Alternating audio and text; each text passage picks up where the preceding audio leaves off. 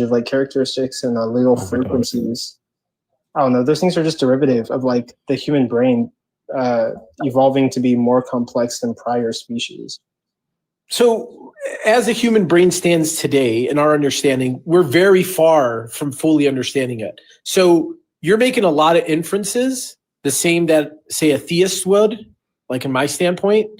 And a lot of it is in belief. Like you just believe that these things happen. You believed, oh, well, out of millions of years, we could just eventually develop this ability to reason because, it makes sense. No, I disagree with that. So like anything that I hold is going to be based off of evidence, right? So like when I look at animals or earlier animals, they don't reason like human beings. They are incapable of like making like languages that are audible. They can't make English or Spanish or like different types of languages. They can't build buildings. Like they're unable to reason. And like I can, through observation, fossil records, retroviruses, whatever the case may be, we can know that like our ancestors were more like simple animals, and that over time, the brain evolved and developed. Like these are not things I just believe. These are things that are based in fact, observation, and years of like science. All right, everybody pause for me because I want to say one last thing, and then we're gonna we have to let Sparkle and Dreadful get into the conversation as well. Shmo, I'm really struggling with what your point is here. Yeah, we have math and science, and even if you argue it wasn't really needed for evolution, so what? What does this bring us to? Do you want me to answer? Yeah. So the point is if we didn't need these processes for evolution, that would argue from the idea that evolution was some kind of random combustion of atoms that allowed us to be where we are now, which we see, right? All these buildings, everything ordered, in a universe that we live in. Because your argument is through random processes, we happen to be where we are now. And what I'm saying is, if that was true, we wouldn't need logic and reasoning or morality or the ability to do philosophy or even have this conversation that we're having about the origins of the universe. I mean, I don't see cockroaches hanging around, a bar stool talking about the origins of the universe, right? Like for us to survive, we just need to eat and procreate. Mm-hmm. Bottom line, that's evolution, right? Survival of the fittest. The best genes survive. So yeah, but my argument what? is through random processes, we, if that's what you believe, we didn't need to come to these kind of higher order levels of thinking to be able to survive. So you're back in the beginning. So what? So what? Then if we did not need this, that would argue or provide a strong inference that there probably is something beyond what we know in the physical realm. No, that's my point. No, it wouldn't. Why not? Why? That's a non sequitur. Argue otherwise? I mean, seriously. That's a complete non sequitur. Again, we came up with math, science, all these things because our society is complex and it demanded it. It actually falls in line with evolution. Really? Yes. We demanded to have this conversation. Yes, because Shmo. We have an extremely complex society. Correct or incorrect? I mean, as it stands today, yes. Yeah, and even in ancient times, society was extremely complex, right? Yeah, but that it wouldn't have been complex. All right, hold on. It wouldn't have been complex if we didn't evolve. Correct. Yeah, if we did according evolve, to you. And we did evolve, then we have higher orders of thinking. So because of that, we developed things like math and science. That's the only reason. Like, for example, the reason why math became in the first place is because of arithmetic, right? Women had to start to track their cycles. Like an African woman, this is the most ancient form of arithmetic. I think it's called the Congo bone, where it's an old thing from like 100,000 to 200,000 years ago. In Africa, they found it. They found that it was a bone marking of a woman keeping track of her cycle. That's essentially where all math came from. So it did help us survive because she wants to keep track of her cycle. Well, I just have to interject right quick. I would just say one thing that is false with what you just said. We did not create math. We discovered it. Math always existed. We discovered it. It's a discoverable truth. We didn't create it. The number two always existed? Correct. I'm saying we discovered mathematics. That's a discoverable thing. We didn't create it. So that's false. I disagree. Can you I was going to say math is a language. Yeah, math is a language. But it's a truth that exists, right? Yeah, we did not create that. That was independent of humanity. Even I agree with that. That's a good every point. scientist, we did not hold create on, wait. math, so that was Everybody false. pause. Everybody pause. You saying that we discovered the number 2? Well, like think about Planck's constant. Did Planck's constant exist whether we knew it or not? It was a truth that exists. Yeah. Can you say that that is both? I wouldn't say, because Planck's constant is a known constant that needs to exist for our universe to be the way it is, right? Yeah. And then I also want to resort, because I was hearing what you were saying earlier. Your argument was, you kept saying, "So what?" That's like saying, "Well, so what if you think atheism is true? So what? So what isn't an argument?" Correct. You have to present an actual argument. Correct. So what if you don't think atheism is true? So what? Exactly. I can say the same thing. That's not an argument. Right. So are you going to discuss it or what? No, I'm saying no. You can say what I'm saying is with so what? That's not an argument. Right, but he didn't give a reason for God. All he just said was that we didn't need math to evolve. So we didn't get there yet, but I was going there. Yeah, he was going there because but he didn't. All he did was repeat himself from the beginning. Yes, I understand. Hold on, wait. Everybody stop. Right. Everybody gets that in order for human beings to evolve, 1 + 1 = 2 didn't need to be there to happen, right? I get that, but that doesn't show me anything. Yeah, well, so what? It does, because how would that be able to explain laws of logic, reasoning, sense of justice, mathematics? How does atheism account for all of that? It doesn't. It can't. There's just no way. It's a flawed. Yes. And then Hold on. Stop. Pause. He didn't ask that. He didn't say that. He didn't say that. That's what I'm saying. Y'all mixing up all these things and thinking that it's an argument. You're being incoherent. Saying that math didn't need to exist for us to evolve is not the same thing as saying how do you justify logic. Those are two different questions. Well, I agree. This is why everybody's so hold on, wait. Shut up. Everybody quiet. Everybody, y'all making like incoherent arguments here and thinking they're all the same. These are not all the same.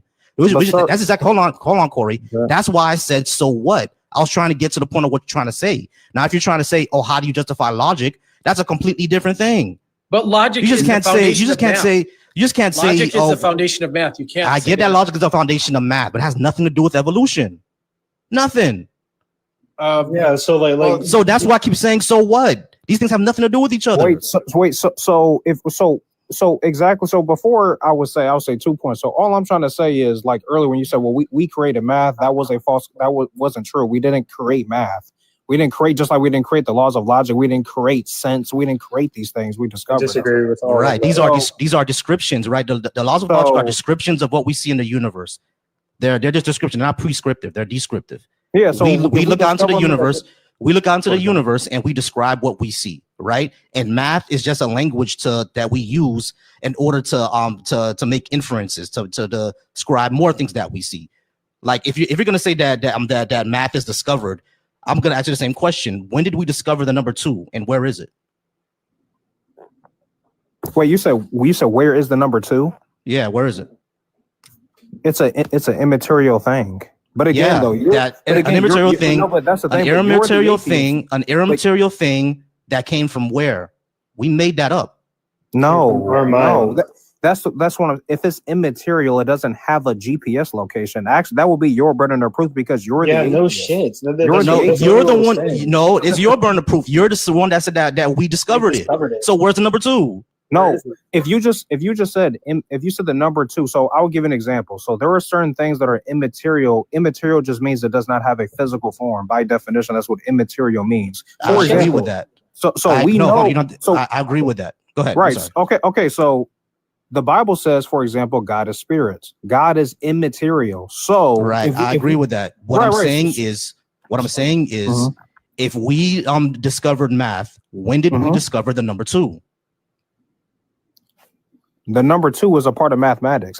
What I'm saying is, I'm not sure exactly when we discovered it, but the scientific consensus is they don't make the claim that they create math. They will always say we discovered. That's the scientific consensus. You should know the scientific consensus. You should know that right now. No, wait, we cut the shit. You're not gonna come up here and throw out scientific consensus. According to who? There's so many people who disagree on math. There are people who are who hold different philosophies about what math is. There's no consensus. Well, right? We know 2 plus 2 is 4. Wait, hold on, right? but no. According to my worldview, right?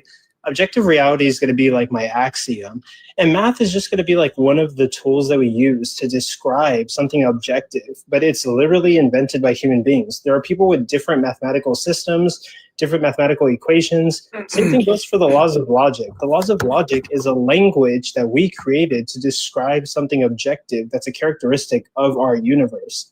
So like, no, don't say it's a consensus unless, like, honestly, we could just ask you, where's your source? Because there's no consensus on whether math is something we discovered or to create. Exactly. I actually looked that up. The general consensus is that it's kind of both. Humans invent language but discover the logical consequences of it. So it's a complex thing of both. It's not we did one or the other. That's what most scientists say. Okay, well, right. So if it's Like both, the so then that was so that was still, so that's kind of what go back to what I'm saying is because your earlier claim was we created math, but what you just said, that's not true. It's both. We did. They are independent truths and Right. they are independent truths and so like prime numbers geometry. I'm pretty sure you looked it up. Those are codependent. It's not on humanity. We didn't create that. No, I get that. What I'm saying is that it is created. Yeah. Right. What I'm saying is that we created the language, and then we discovered the consequences of that. Correct. That's what's going on. So what I'm saying is this. So kind of go back to what he was saying created earlier. the number 2 just like we created the number 0 because there are ancient societies that didn't have a 0.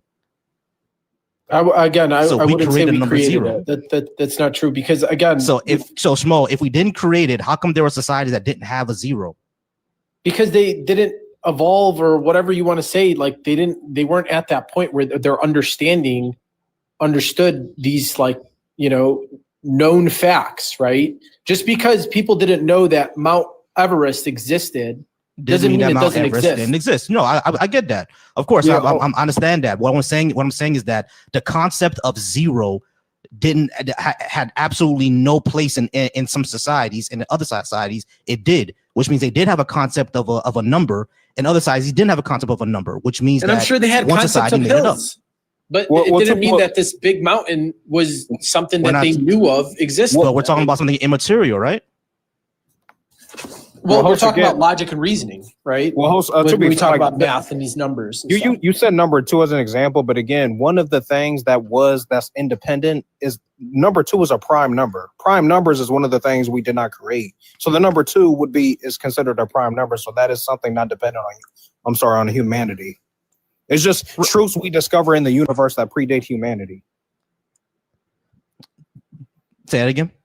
I said it's just truths that are independent of humanity. So it's truths we discover in the universe that obviously predates humanity. Right. So exactly. So we made a language and we discovered the consequences of that language. No, but prime numbers specifically, that's not a language. Those are things we already discovered in the universe. So like when you gave me the example is when did we discover the number 1? Huh? We never discovered that. I know it's a prime number, but we didn't discover that. We made up the number 1 and the consequences of us making up numbers. We saw that some things can't be divisible by anything else.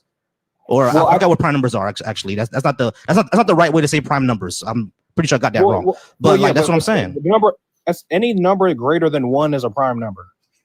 Right. So that's a thing discoverable in the universe. So in other words, what I'm saying is, how do you get this like very coherent system in random processes? Your worldview can't answer that. It doesn't make any sense. And it can. Like there's literally there's over 2,000 years of philosophy, and that's not the case. First off, no atheist holds to randomness. Okay, you'd have to define randomness, which I would define randomness as an event having no correlation to prior antecedents. No atheist holds to that. Every atheist that you talk to, at least the smart ones, are going to say that every event is going to have some kind of prior antecedent or some kind of cause to it. So it's not right. That's not true. You're being intellectually dishonest when you say that. Name an event that has no correlation to a prior antecedent.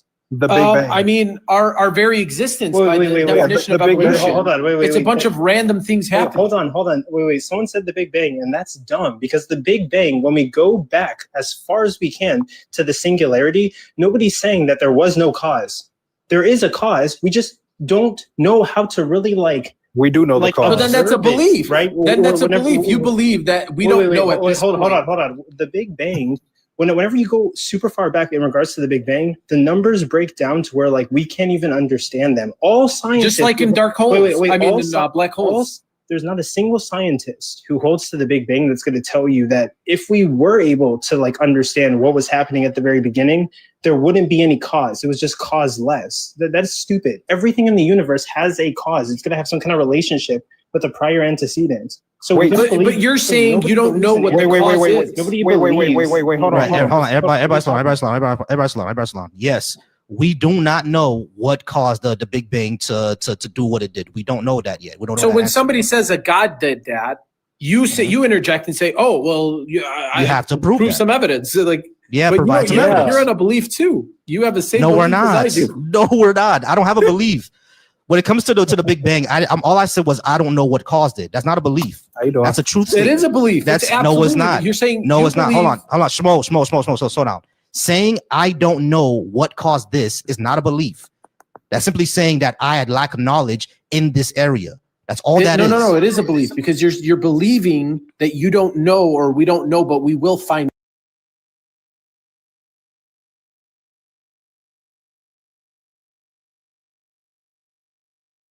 He paused. Sorry about that. Yeah, okay. So I don't know says nothing else. It just simply says I don't know. It doesn't say what's gonna happen in the future, what's gonna happen in the past. No, it doesn't say any of that. It's simply I do not know. Now so you're assuming. Hold on, Schmo, chill. You need to chill. When I say I don't know, you cannot then say that. You cannot then assume what my answer would be after that. I can simply say I don't know, and that's it. You can't say that. You can't assume that. Oh, since you don't know, you believe that we're gonna know someday. I don't know if we're gonna know someday. It's a statement of knowledge, not belief, bro. So why don't you hold theists to the same standard, right? If you ask them, "Oh, how did your God get here?" and they say, "Well, I don't know." I do hold to that same belief. You probably never even had a conversation with me because anytime a theist says I don't know, I say I respect that answer every single time. You can ask Coco. Yeah, he's been having a conversation with me. Every time he says I don't know, I say okay, yeah, I respect that. We don't know, and that and the conversation ends there. But usually, yeah, like it's better to say I don't know than to say like a God with all the omni properties like created everything and just commit like a God of the gaps fallacy. Well, that wouldn't be a God.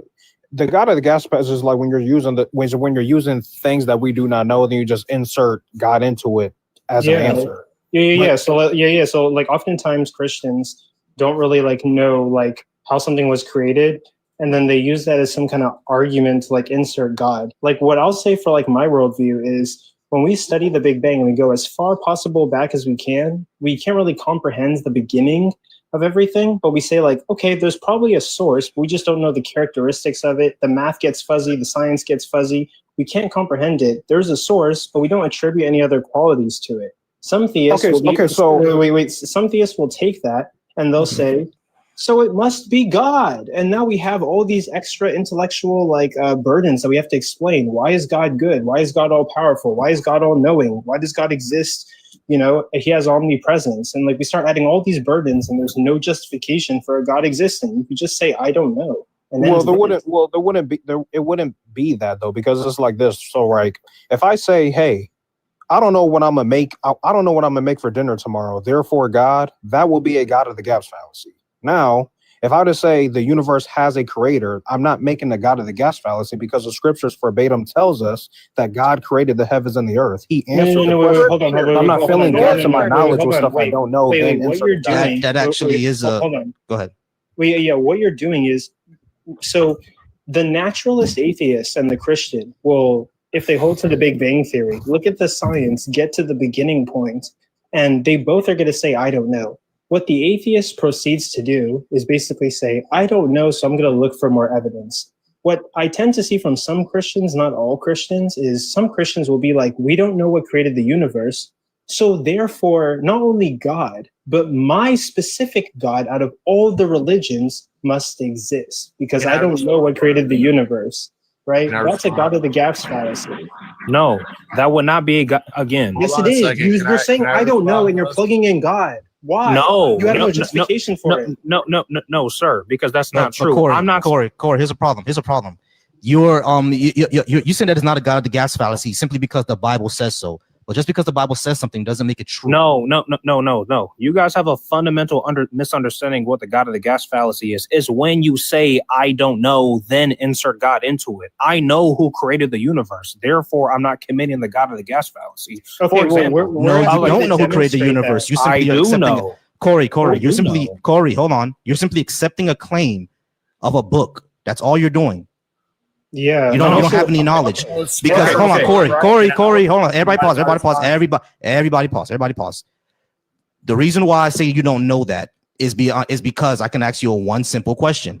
Have you ever physically met God and had a conversation with him? Do you need to physically see something in order to know it's true? Yes or no? Yeah. No, answer my question first. So that would disprove.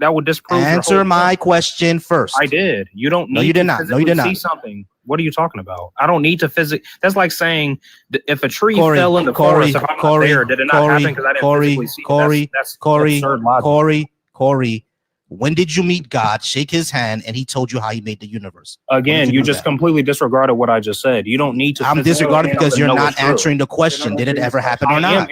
I answered the question. Did it happen or not? Did it happen or not? Yes, that is essentially the same. That is essentially the same argument as saying, "Hey, if a tree fell in the forest, but if you weren't there, did it really fall?" Yes, it still fell, regardless if I saw it or not. Oh, yeah, but hold on. Wait. You're missing the point. I think you're missing the point. Wait. You're missing the point. We're not talking about trees, but hold on. Let me just say this. You're missing the point, Corey. This is my point. Number one, I never met Henry Ford, right? But the reason why we know Corey, chill. The reason why we know Henry Ford existed is because we have independent verification of Henry Ford. We can go to his gravesite. We have his literal writings, et cetera, and his descendants. We see his blueprints of the automobile. We have all of that. We do not have the same thing for God. The only thing that we have for the God that you believe in is this book from 1,000 years ago that simply makes a claim. We don't have anything else. Okay. So when I say, hold on. So when I say, have you actually ever met this guy and he showed you how he did it, his blueprints, everything like that?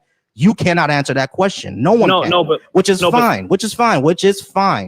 But what I am saying is that you cannot then claim that you know God created the universe because this Bible makes a claim. Okay, but here's the thing. What I'm saying, you just gave a faulty analogy because you personally, because you asked me, did I personally meet Jesus Christ? I would say no, but you also personally did not meet Henry Ford. So you're not being analogous with the example you just gave. Yeah, because Corey.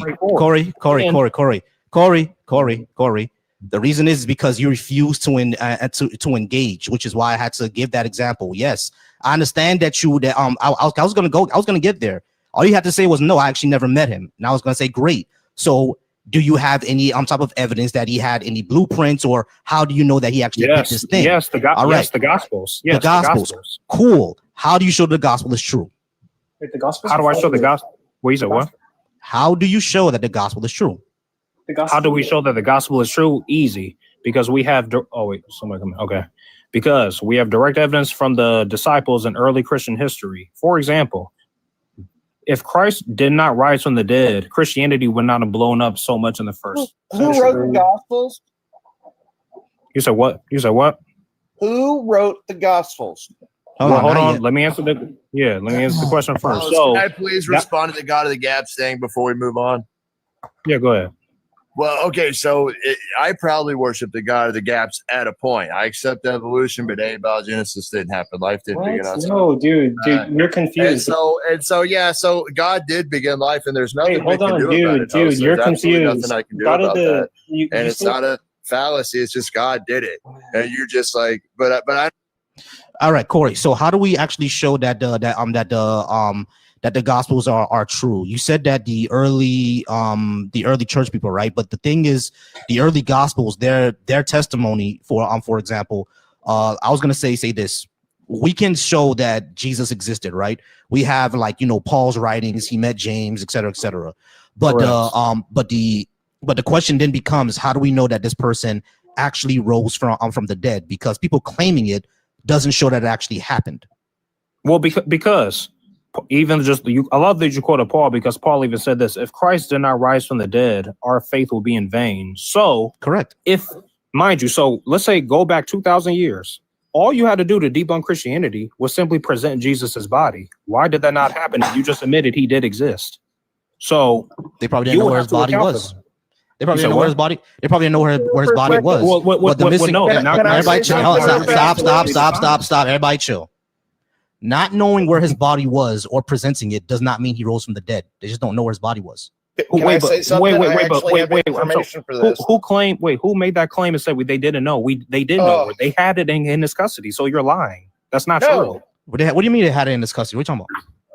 Who do you think unalived? Who think unalived Christ? The Romans killed Jesus, right? So Okay. the thing is, when it comes to crucifixion, they usually threw those bodies in mass graves. We have no idea what happened to Jesus' body. No, that is not true. Because if you read the Gospels, it is not That true. is true. That is true. No, That is true. it is not. The Romans, Corey. Corey, stop. That is the truth. They usually threw their bodies into mass graves, and we don't know what happened to their bodies. Okay. But the Gospels say something different, but you actually have to have evidence that story is actually true. Okay, but again, what source are you using other than you're not using a source? I'm trying to use a source. That's not true. Under the New Testament, that is not what happened. History, man. Corey, what he said Okay, you're not using a source. You're not using a source. I'm talking about the Romans themselves. The Romans themselves did this. It was a common practice for the Romans. So look, if we're using the Gospels, that is not true. What happened was he remained on the stake, and the people they actually had to go to the government to tell him to get the okay to take him down from the cross. You're lying. Corey, I'm not. Pause real quick. I am not lying, Corey. What I'm saying is that I know that the story that's what the story says in the gospel. What I'm saying is that how do you know that story is actually true? The gospel saying it, Corey, stop. Corey, stop. The gospel saying it doesn't make it true. Because we know that the common practice of the time for the Romans, this was all throughout historians will tell you the common practice was throwing the bodies into mass graves. But there were times. It wasn't. Hold on, let me finish, Corey. It wasn't all the time. We understand that it wasn't all the time. But when it comes to Jesus, the only claim was for Joseph of Arimathea is the one who took the body. We have no evidence that Joseph of Arimathea even existed. So the gospel simply saying that someone took his body doesn't necessarily make it true. We need to have more evidence than that. We need more evidence than just the Bible says so. What other archaeological or physical evidence to show that Joseph of Arimathea existed and he took the body? What do we have? Okay, so you just can't say the Gospels. What extra? Because I'm going to ask. Do we have? Because I'm going to ask the same question because you're not holding up to your own standard because you're just saying, well, that's just the common practice. But again, what is your evidence for that specific claim to say that? How do you know? Because the Romans said so, dude. The Romans themselves kept the record of this. You understand that the Romans were record keepers, right?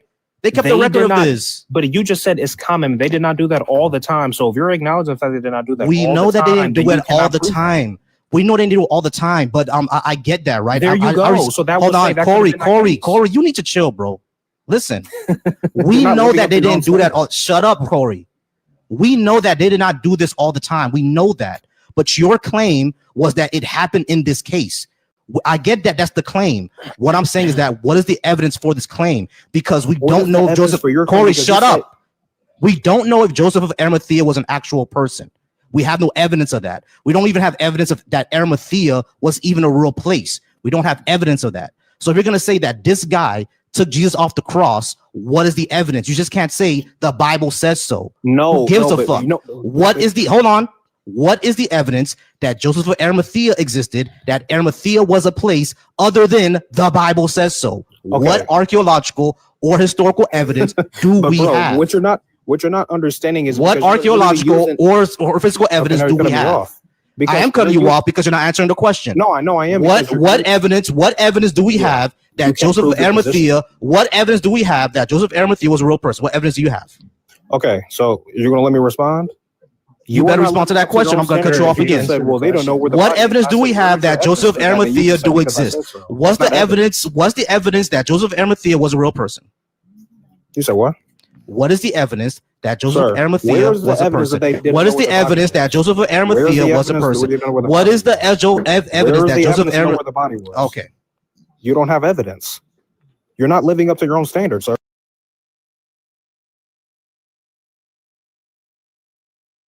Like you can't make a claim and then not substantiate it. You made the claim. You said Joseph of Arimathea. You said this. You said this. You have to justify your claim, not cowardly pivot the conversation to us having the burden of proof. You have the burden of proof. So I guess for everybody else on the panel, right?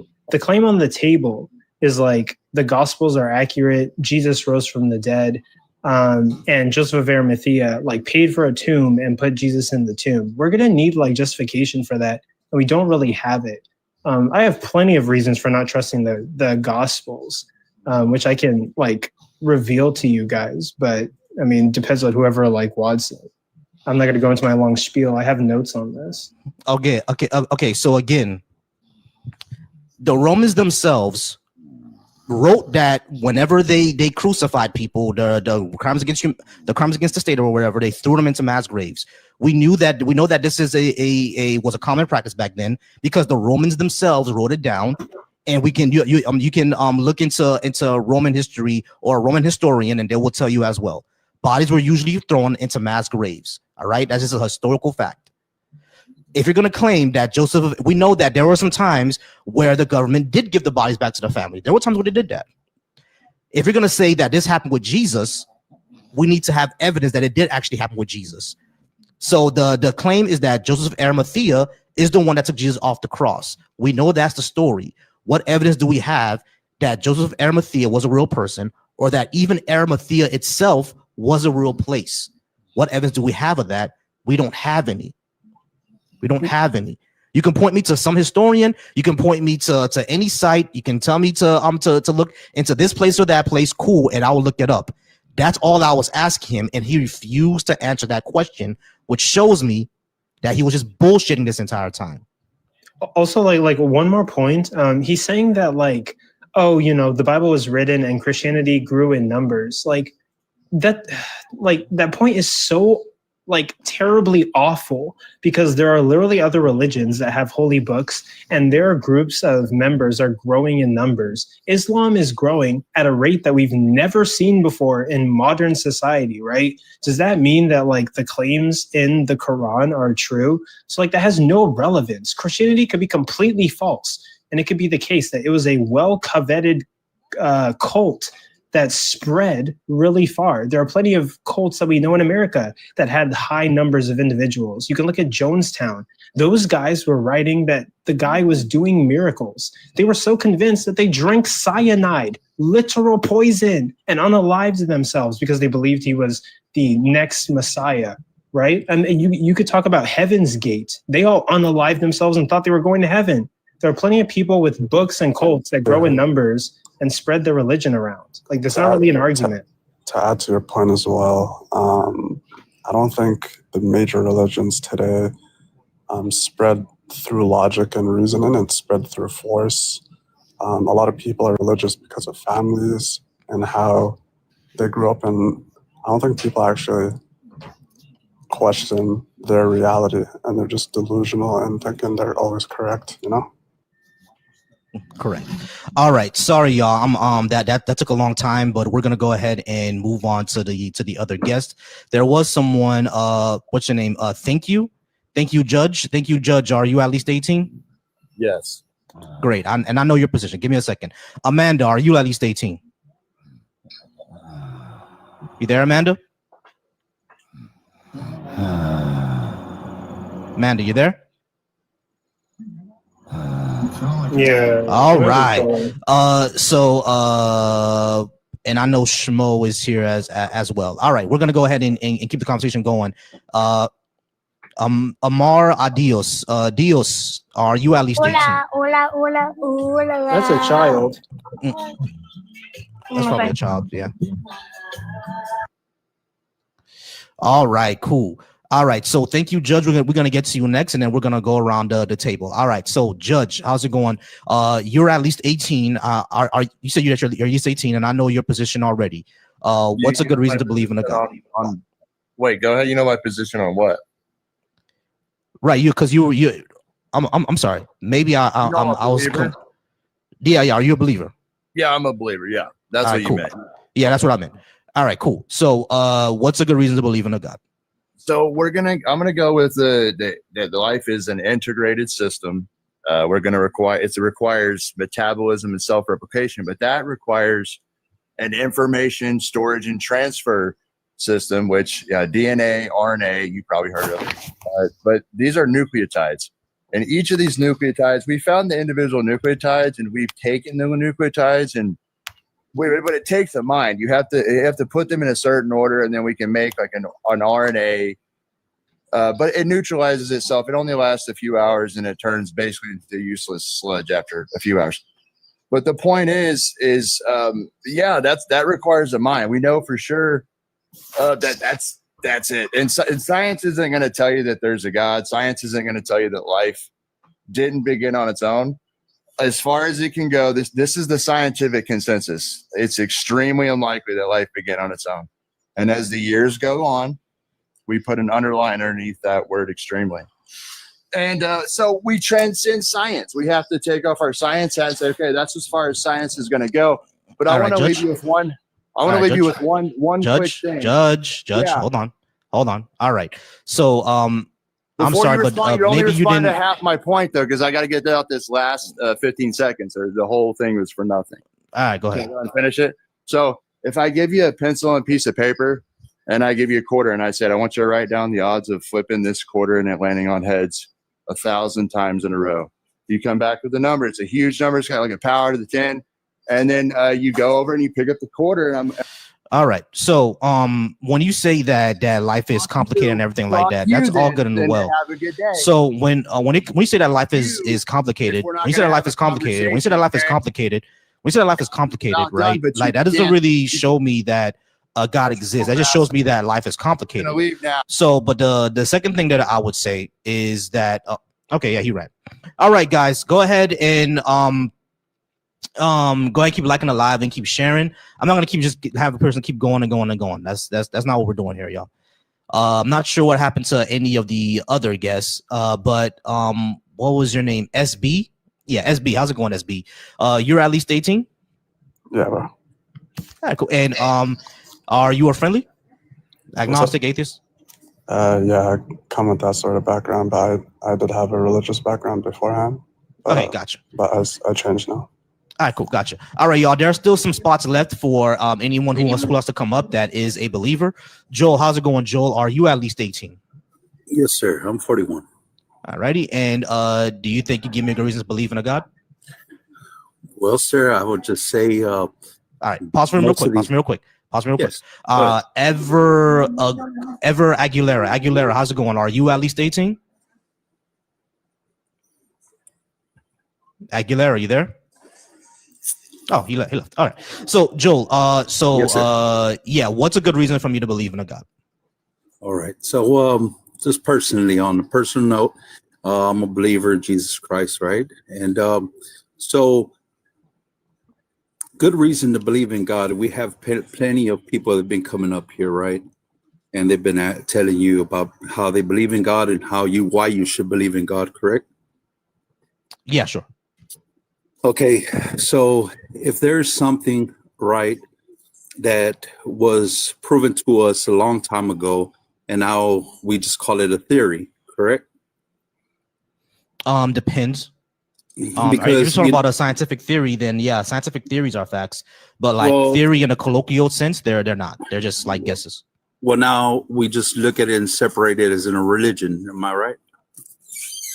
Because now, I mean, we look at Jesus Christ being a theoretical form, not something that is real and explained because you haven't seen it.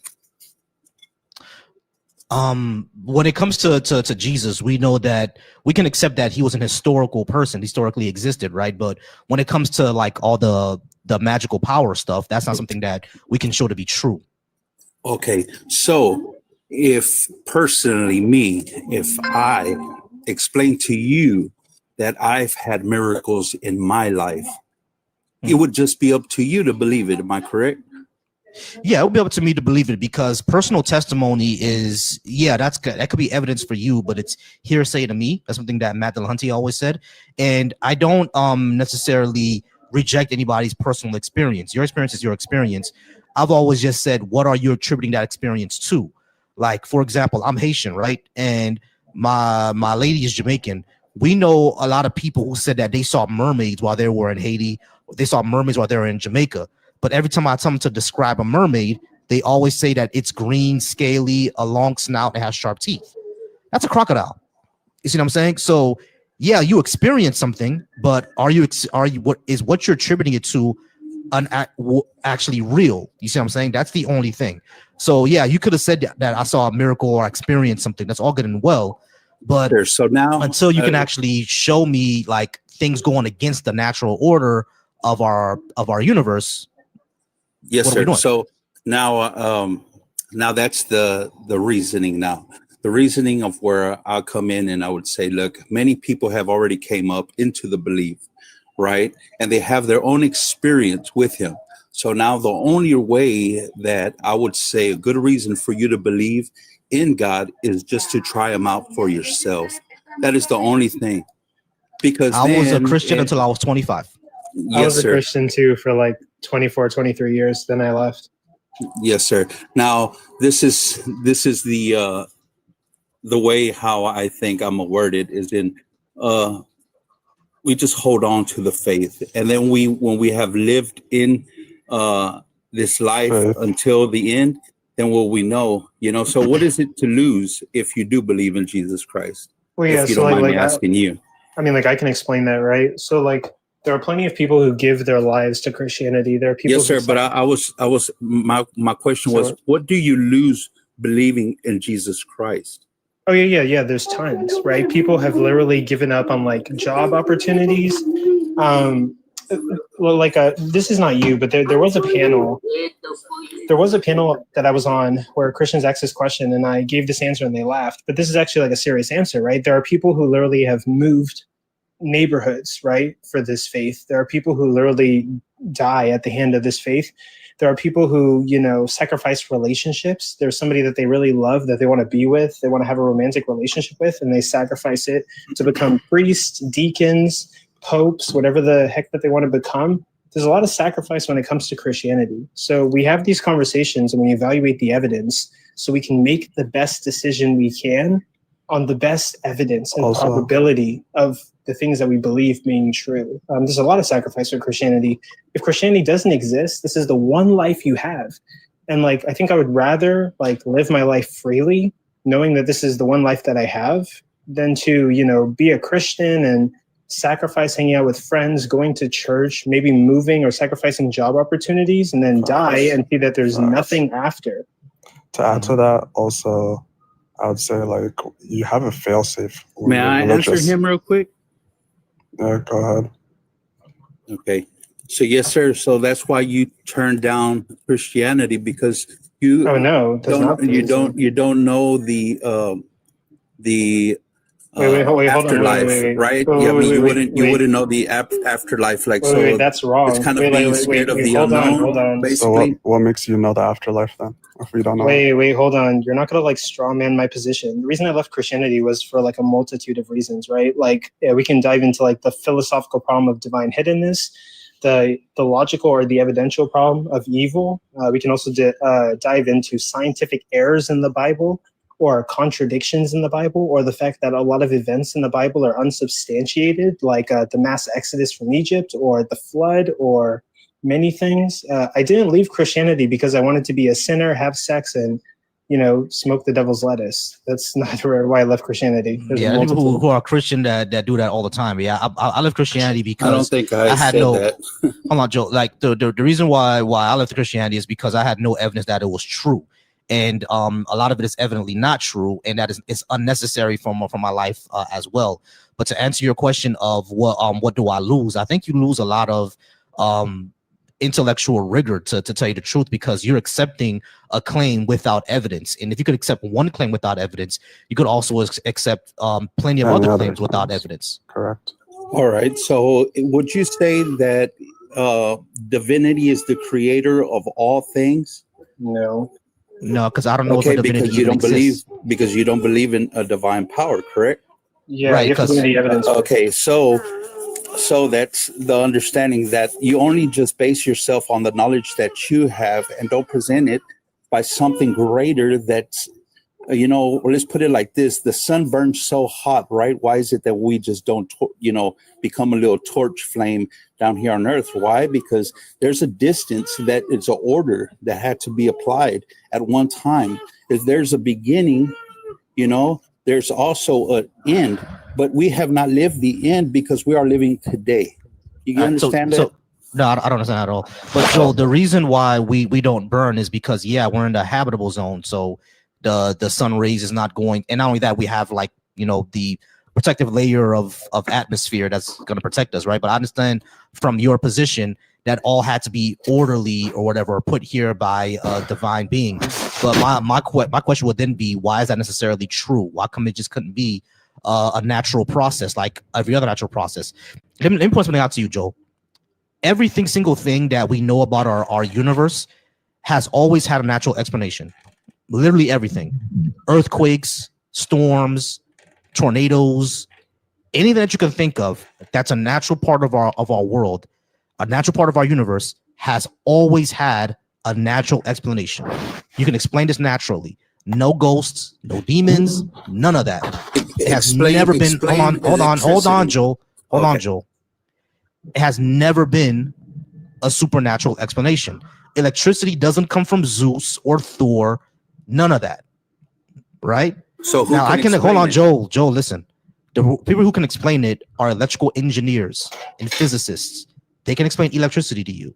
I'm not an electrical engineer. I'm not a physicist. So my explanation is going to be crappy. So you should ask one of those people who are expertise in it. But electricity also has a natural explanation. It's simply generators and electrons. That's all it is. All right. So if every single thing that we know about our world, that we know about our universe, has always had a natural explanation, it's never been supernatural, why would the position of the earth also be a supernatural explanation? Why would it need that if nothing else that we discovered about our universe has ever had a supernatural explanation? Nothing. All right, man. I have just two things to say, okay? All right. So many beliefs that people hold today are not supported by evidence, but only by the subjective preferences of those holding them, okay? And it says, finally, in order to find the truth, one must be ready to give up those subjective preferences in a favor of objective facts. And facts are best discovered through logic, evidence, and science, correct? Hold on. You said most beliefs that we hold are not based on evidence? They're subjective preferences. What does that mean? It's because you prefer to only see what you want, basically. Yeah, no. That's not. So like scientific because facts. That's why I was saying. Me personally, I believe in Jesus because I have seen. I have right. Built, I get that. I get that, Joe. I get that, Joe. That's what I'm saying. So this is I get that, Joe. I get that, Joe. But your claim. Now you're.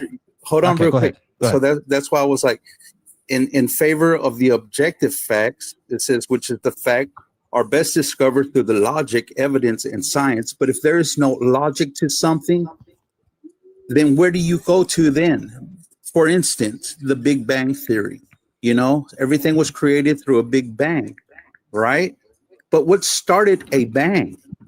We don't know. We don't know what started it. But the thing is, like, it's not. Hold on, Joel. It's not logical. It's not logical to say that because I don't know what made this, therefore this super being from outside the universe made it. It's not logical. Yes, it does. So if you're gonna say that we come through to our conclusions or our beliefs through logic, you're not even using logic. You know what I'm saying? So because hold on, wait, Joel. Go ahead.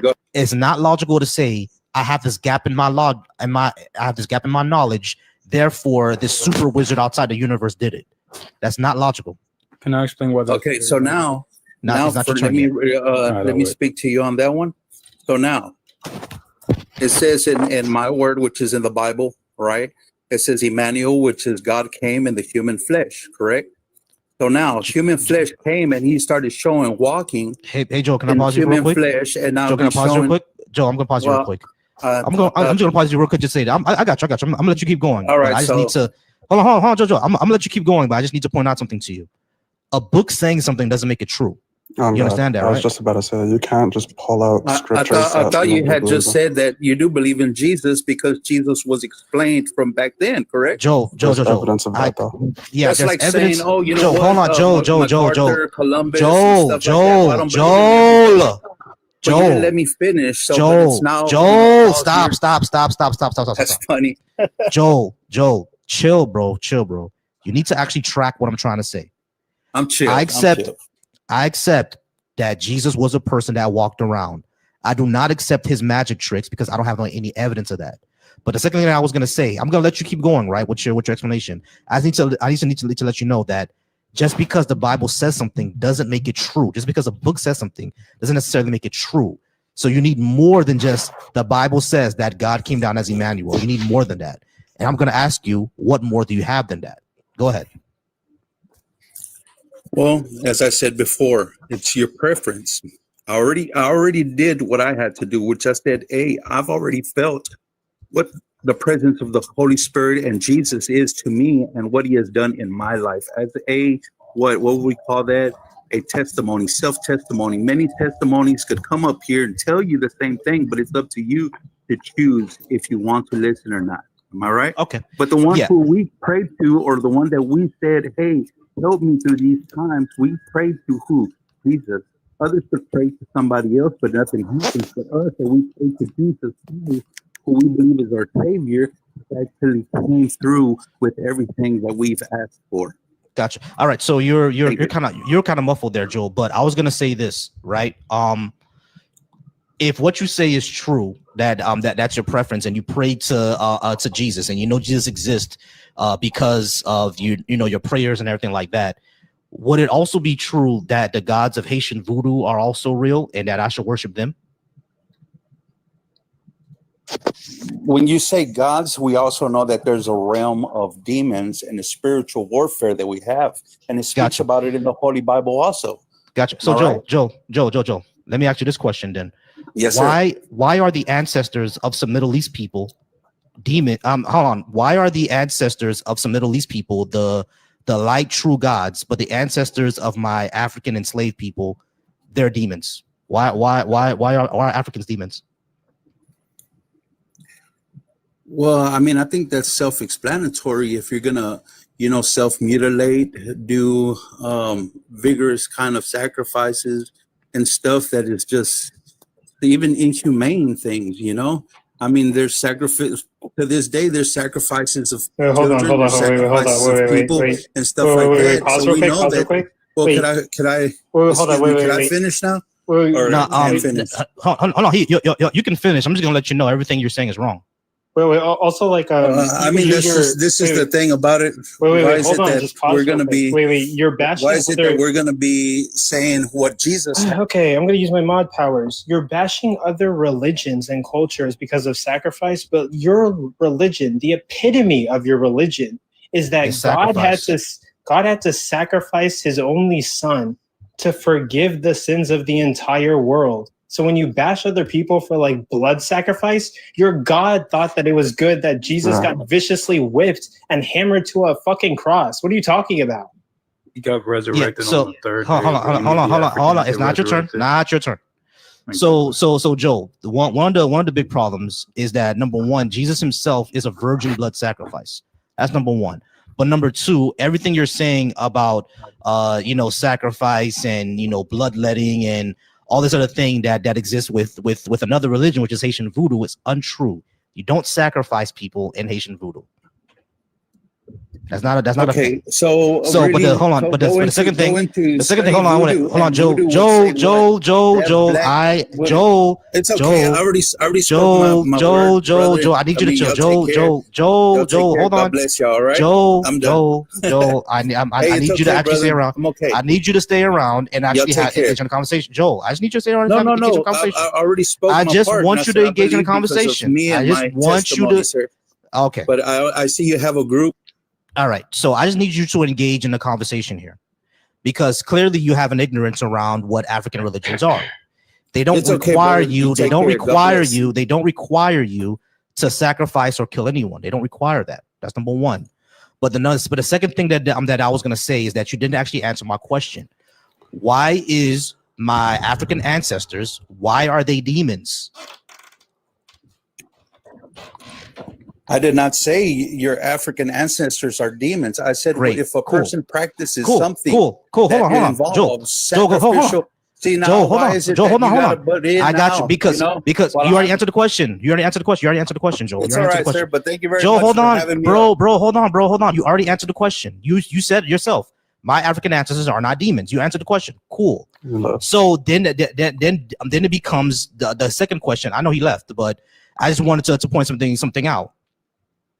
When it comes to Haitian voodoo, right? What it is a lot of it is ancestral veneration. That's most of it. So when I said that, why is that? When I talked about Haitian voodoo, he said that's demonic.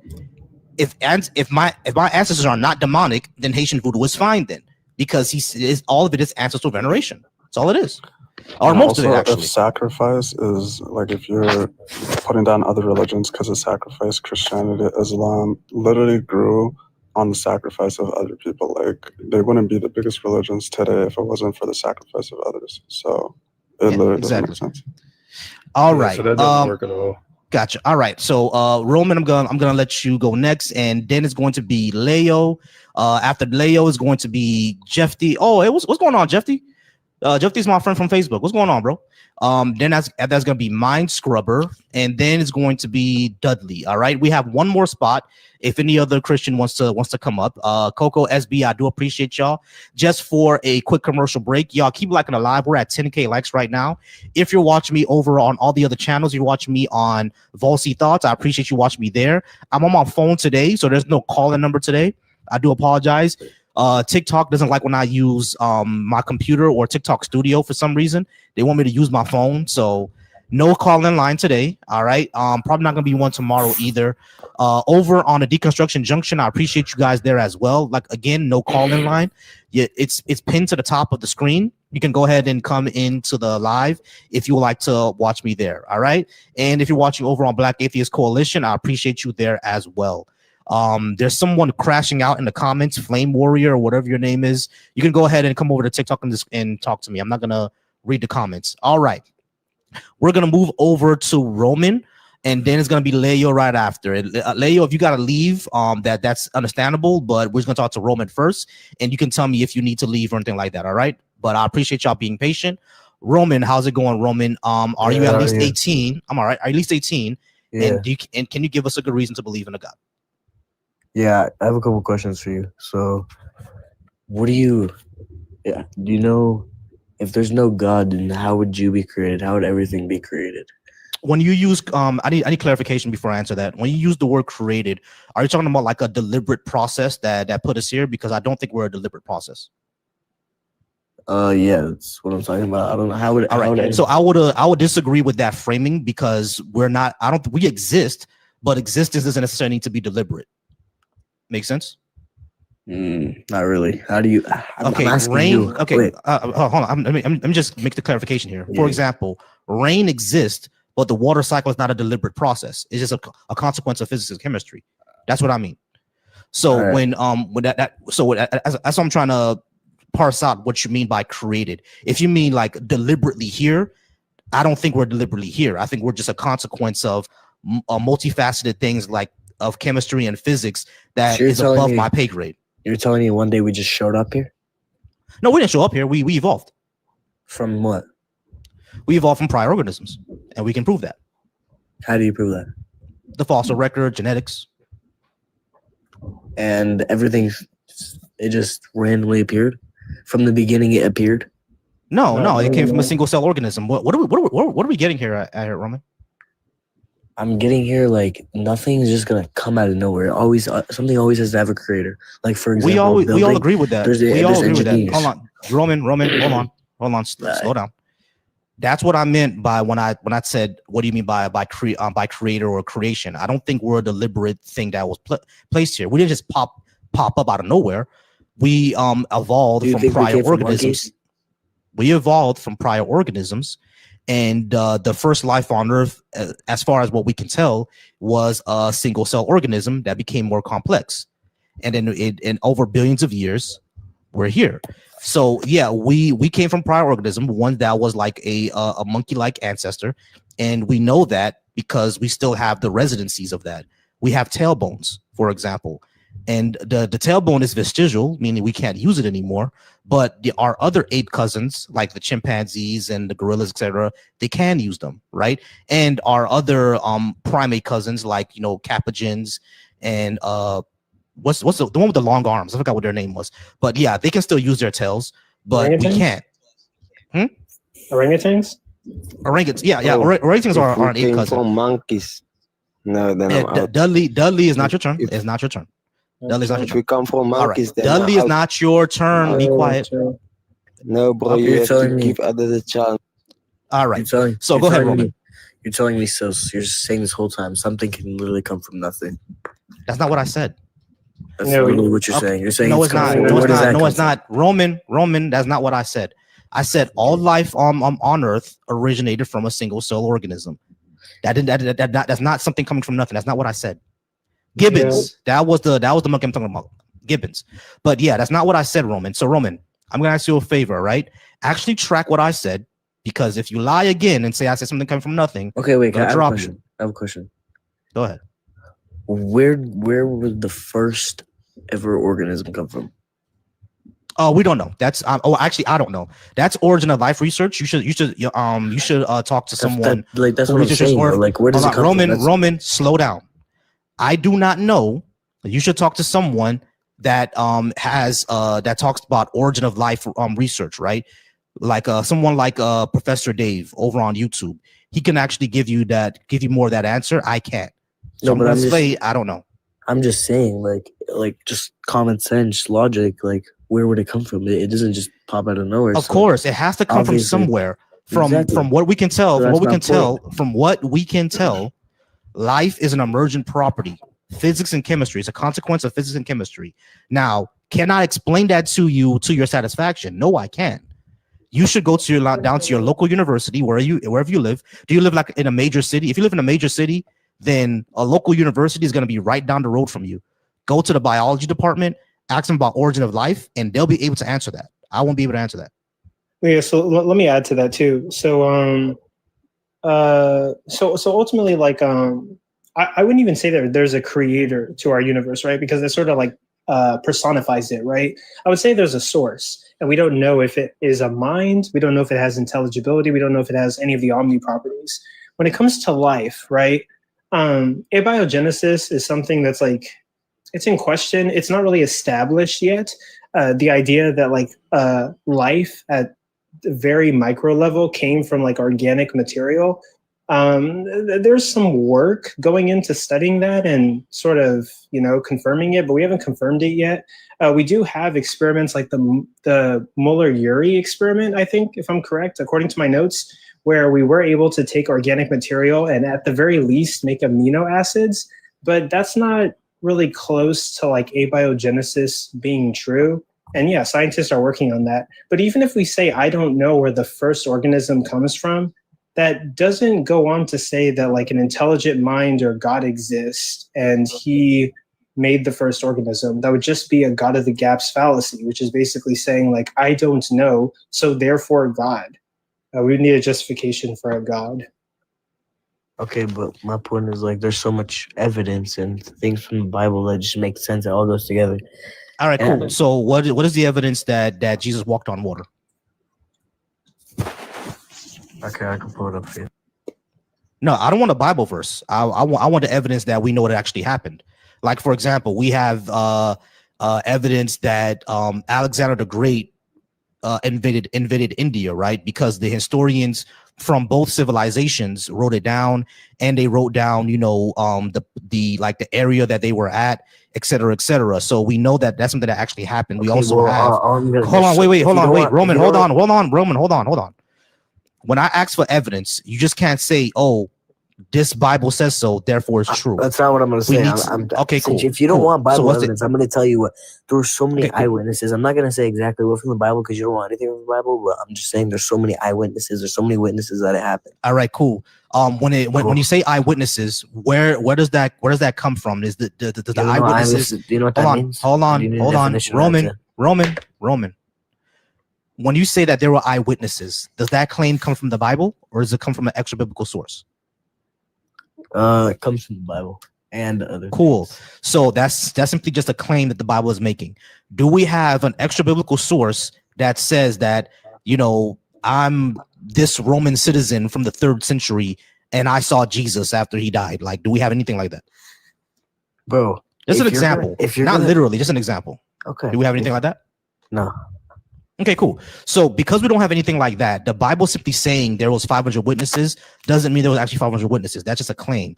Let me give you another example. The Odyssey, right? The Odyssey, the Iliad. We all read that in high school. They claim that Zeus intervened in the Battle of Troy, and it happened in front of a whole bunch of Greek soldiers. Do you actually believe that Zeus exists? Bro, okay, you're getting off topic. I'm not getting off topic. I'm just gonna give you an example. No, you're like Roman, hold on. I'm giving you an example, bro. I understand that the Bible says that there were 500 witnesses, but the reason why that's not necessarily acceptable is because, again, hold on, Roman, chill. I'm giving it to you. You're not listening. Okay, you're not listening. Bro. Okay, thank you. I'm giving that to you and you interrupted. All right. So when it comes to, like, for example, the Odyssey or the Iliad, there in the Battle of Troy, it said that Zeus interfered in the battle and it happened in front of all these thousands of Greek soldiers.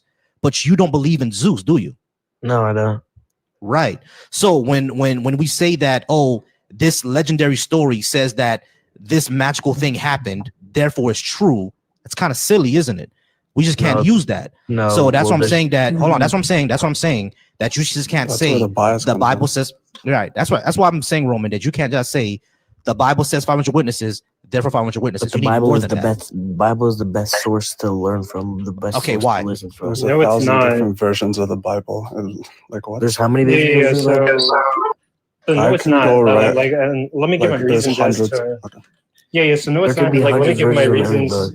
Hold on. Pause real quick, because you're almost out of time. So I want SB and Coco to get on this. Coco, go ahead, and then SB, you can be next. All right. I appreciate y'all. Go ahead, Coco. Yeah. So when it comes to the 500 witnesses, the 500 witness claim is being made by Paul, and Paul is just speaking on behalf of the early church. Paul was a vicious executor of the early church, or persecutor of the early church, due to what he says and also due to what other people said, right? And then, Paul goes on the road to Damascus, he converts to Christianity, and everything that Paul's writing, all those letters, are just him writing stuff that the church told him to write. And one of those things happens to be like 500 witnesses. We do not have individually written 500 witness testimonies. So, I mean, like, I don't even see the reason to believe that. And also, like, I assume Paul to be psychologically ill, because we know that, like, murder can have effects on the brain. Now, when it comes to the Gospels are unreliable because, for one, Jesus died in 33 AD.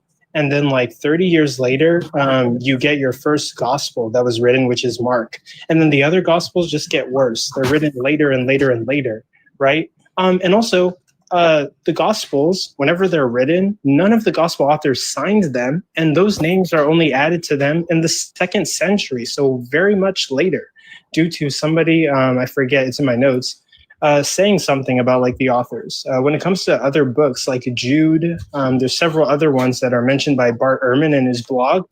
The authors typically identify themselves, but for, like, the Gospels, they didn't. They didn't sign it. They didn't say anything about them writing it. There's no reason to believe them, and they're decades off from when the actual events occurred. So they're kind of fucked. They're not good historical data. And also, by the way, Matthew and another gospel are copying off of Mark. Mm-hmm. A lot of what they're saying is just repetition of what Mark says. So they're kind of just copies confirming each other.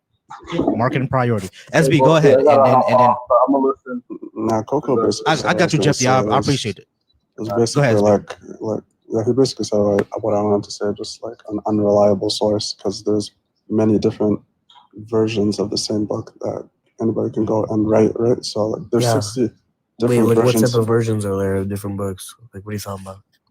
Roman, I'm not Bible, sure if there's 66 different books for the Roman Catholic Bible. There's 73 different books for the Eastern Orthodox Bible. There's like 80 different Bibles, and they don't have the same message. Okay. So for you to like, and do you know why that's? Do you know why? Explain to me why. I'm asking. Do you know why though? Explain to me why. I'm asking you. Do you know why? I'll explain. Okay, to you. Roman, we don't know why. Why don't you explain?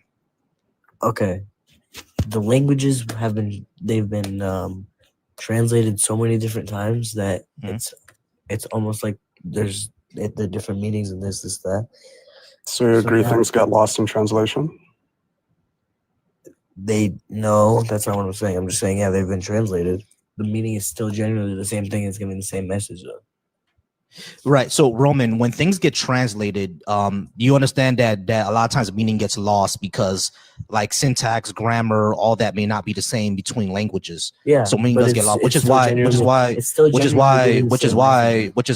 a lot of historians don't like the KJV, because the KJV does a translation that tries to make it literal and it gets a lot of things wrong. That's why a lot of historians and biblical scholars don't like the KJV. Yeah, you see what I'm saying? So like, just because it got like the translations, things get lost in translations and things get mistranslated and mistakes could happen. Like we saw that with early church writings, right? Like there were like scholars who were not scholars but scribes who were writing down the wrong thing. Like you get that, right? You there, Roman, or you're on a call? Oh, there you are. No, man. Right. So yeah. So Roman, my entire thing is that in order for us to believe these things, we should have extra biblical sources. Like, let me give this example, because I always just give this example because I love it. Roman, if I had $10 billion, if I told you that I have $10 billion in the Bahamas, quit your job, follow me to the Bahamas, and I'll give you $500 million. Are you going to believe me just because I said so? What? Say it again? The last part? If I told you that I had $10 billion in a beach in the Bahamas, follow me there tomorrow, and I will give you $500 million. Are you going to buy a plane to the Bahamas and follow me there because I said so? I mean, yeah. You would. I mean, for that money, yeah. So Roman, you're basically cool. Go ahead and quit your job right now, and buy a ticket to Nassau, Bahamas. Show me the ticket, and then I'll meet you there tomorrow. How's that? All right, bro. What the church is saying. Yeah. About the afterlife. All right. Ain't no fucking way. Hey, what's up, Truth But Verify? I appreciate you being here. Leo, I'm gonna get to you next. I just want to ask a question real quick. 2D Vibin. I guess I'll call you Vibin. Are you at least 18? Yes. All right, cool. And you have a religious tradition? You think you're giving me a good reason to believe in a God? I want to come off respectful and peaceful. So because it is kind of like a loaded question. Right. I got you. I got you. I just wanted a yes or no. But be patient for me, because Leo's before you. Okay. Next person, Waco. I think your name is Waco or Flexo. Wacom, but you can just call me Flexo. Flexo. Are you at least 18? And do you think you give me a good reason to believe in a God? 07, brother. Yes, 07. I'm 19. 19. Yes, I can. Gotcha. All right. Yeah. Class of 07. That's crazy, because 07 is 2 years after I graduated high school. I feel so old. All right. So Leo, it is your turn first. I've been saying your name wrong this entire time. I do apologize. How do I say your name? I'm sorry. Say that again. I said Lalo. Lalo. Okay, that's how I say your name. All right, Lalo. How's it going, Lalo? Let's go ahead and put 15 minutes on the clock. You'll talk to me first, and then you'll talk to SB and Coco. So, Lalo, what is a good reason for us to believe in a God? I think that intelligence is a pretty good argument outside of God's being the most plausible explanation for the existence of our universe. I want to start with intelligence first. So it's the law of data transference. So within our universe, our physical universe, right? We can see that non-intelligence cannot beget intelligence. Do you agree to this? Non-intelligence cannot beget intelligence. Yes, sir. Are you describing intelligence like what we have, like humans or animals? Sure. Yeah, I guess you can. Yeah, I can. For the sake of argument, I guess we can say that. Yeah. Yeah, I think that's fair, right? One of the things that separates us from things is intelligence, right? Just as well as one of the things that separate us from other things are life. There are certain things that we can harp on. And so focusing on intelligence, right? If it's true that within the universe, you said that we evolved from a single cellular organism. Now, aside from, okay, well, how did that singular organism get there in the first place? Aside from going down that route, because as you said, you're not sure. So I don't want to kind of try to reinvent the wheel. I'll ask you this. That first intelligent life wasn't intelligent, right? I'm sorry, go ahead. It wasn't intelligent, right? I think we can both agree on that, right? That single cell organism, not an intelligence that we would recognize. I don't think so. Like it was more like exactly. Right. It was more like a stimuli, like for example, like bacteria. I don't think we'll call bacteria. Well, even an atom could be considered reactant, right? Right. It just reacts to stimuli around this so that's area. not intelligence, right? So if we're focusing specifically on intelligence, sir, the only way intelligence could get here is if there was some sort of catalyst outside of our universe that placed it here. And that is why there is intelligent, there is some sort of higher power. Now, look, it doesn't have to be necessarily the Christian God, right? My argument isn't for the Christian God, at least not that part of the argument. But it does prove that there would have to be some sort of higher power, whether you believe it to be Zeus, even though Zeus isn't the creator God according to Greek mythology, doesn't matter. Whatever God you want to believe in, Vishnu, Brahman, God, doesn't matter. Point is, there's some sort of higher power that's responsible for this universe. Gotcha. Yeah. See, that's what I would disagree with, because intelligence can be emergent, right? Like what's stopping it from being emergent? Because that may be what life is. The little that I know about original life research is that life in and of itself could be an emergent. It just could be a consequence of chemistry and physics. Same thing with intelligence and consciousness. It just could be a consequence of chemicals and physics basically interacting with each other, right? So to say that intelligence has to come from outside of the universe, there's really no way to really determine that, because if we evolved and evolution was basically just reaction to stimuli of the environment, and it got us to this point, that shows that that intelligence in of itself can evolve as well, right? Because our earlier human ancestors didn't have the brain capacity that we have today. So intelligence in itself can evolve. They had a brain. It is. So that's all we need. So right. So but the brain in of itself evolved from lesser organisms as well. You know what I'm saying? So it shows that intelligence and brains can evolve, and it can be emergent. It doesn't necessarily have to come from outside of the universe. What even is outside the universe? We don't even know that's a thing. Well, there's a big problem there. So there's some presuppositions there that, as you know, isn't proven, because it all rolls up to I don't know. So when we're talking about the idea of life being able to come from non-life, that again, it's not possible. But you say that we don't know how it gets here. But so if you said it out of your own mouth that you don't know, we don't know that how either. life got here, then I'd rather focus on the intelligence aspect, because that's a little bit easier to agree to. Wait, but Lalo, I didn't say that we don't know. I said, well, to be fair to you, hold on, wait. To be fair to you, I don't know. Yes, and I can't explain origin of life research all the way, right? You will have to talk to a professor, a university professor about that. But I said research myself, right? But Lalo, I studied, right? So. But Lalo, I did say from the little that I do know about origin of life research, it does show a lot of the theories that we have, or a lot of the models that we have, does show that life is an emergent property, a consequence of physics and chemistry, correct? Well, you said that, and that's simply not true, nor is it proven. So I'm trying to focus on this point. I want to focus on intelligence. Wait, Lalo, you're saying that no origin of life research models say that life is an emergent property? What I'm saying. I said it's, quote, not true, i.e. the claim isn't true. Not the claim that people claim it, but the claim that those people are claiming. I'm saying that's not true. Okay, I'm also how do you know saying that based on the research that they've provided, it's not substantial, and it's mostly based on conjecture. When we actually break it down, it's physically impossible for something without the catalyst of life. Wait, are you an origin of life researcher? I've studied it. Yes, this is like several years ago. I've looked at different books, articles, talk to different professors.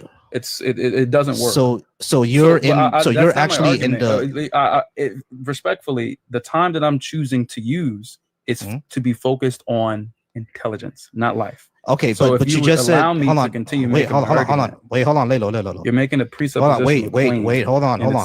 Lalo. You said that life being a consequence of chemistry and physics is untrue, but there's like hundreds and thousands of papers on this, right? Yeah, and there's also I get, hold on, Lalo. I get that there's papers to go against it. People are still researching this. So but if they haven't come up with a conclusion, how do you know that one conclusion is false? If the scientists themselves haven't come up with a conclusion. Well, the scientists have concluded. It's just that scientists disagree.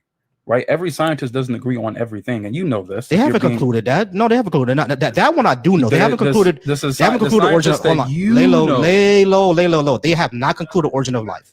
That's not a consensus. That's your belief. Now I'm that's trying not to my make belief. an argument here. That's not. Hold on, Lalo. Stop. That's not my belief, bro. That's literally a fact. They have not concluded where the origin of life is. They have not done that. That believes it's a fact that God exists. No, that's not what I said. You're not listening to me. That's what you should say. No, it's not. I didn't say there's no origin. That's not it. That's not. No, that's not. Don't lie on me again. I did not say that. Have not concluded, right? You're Lalo. That shows that you're not. Lalo, you're not tracking. You're not tracking. Does that know what you said?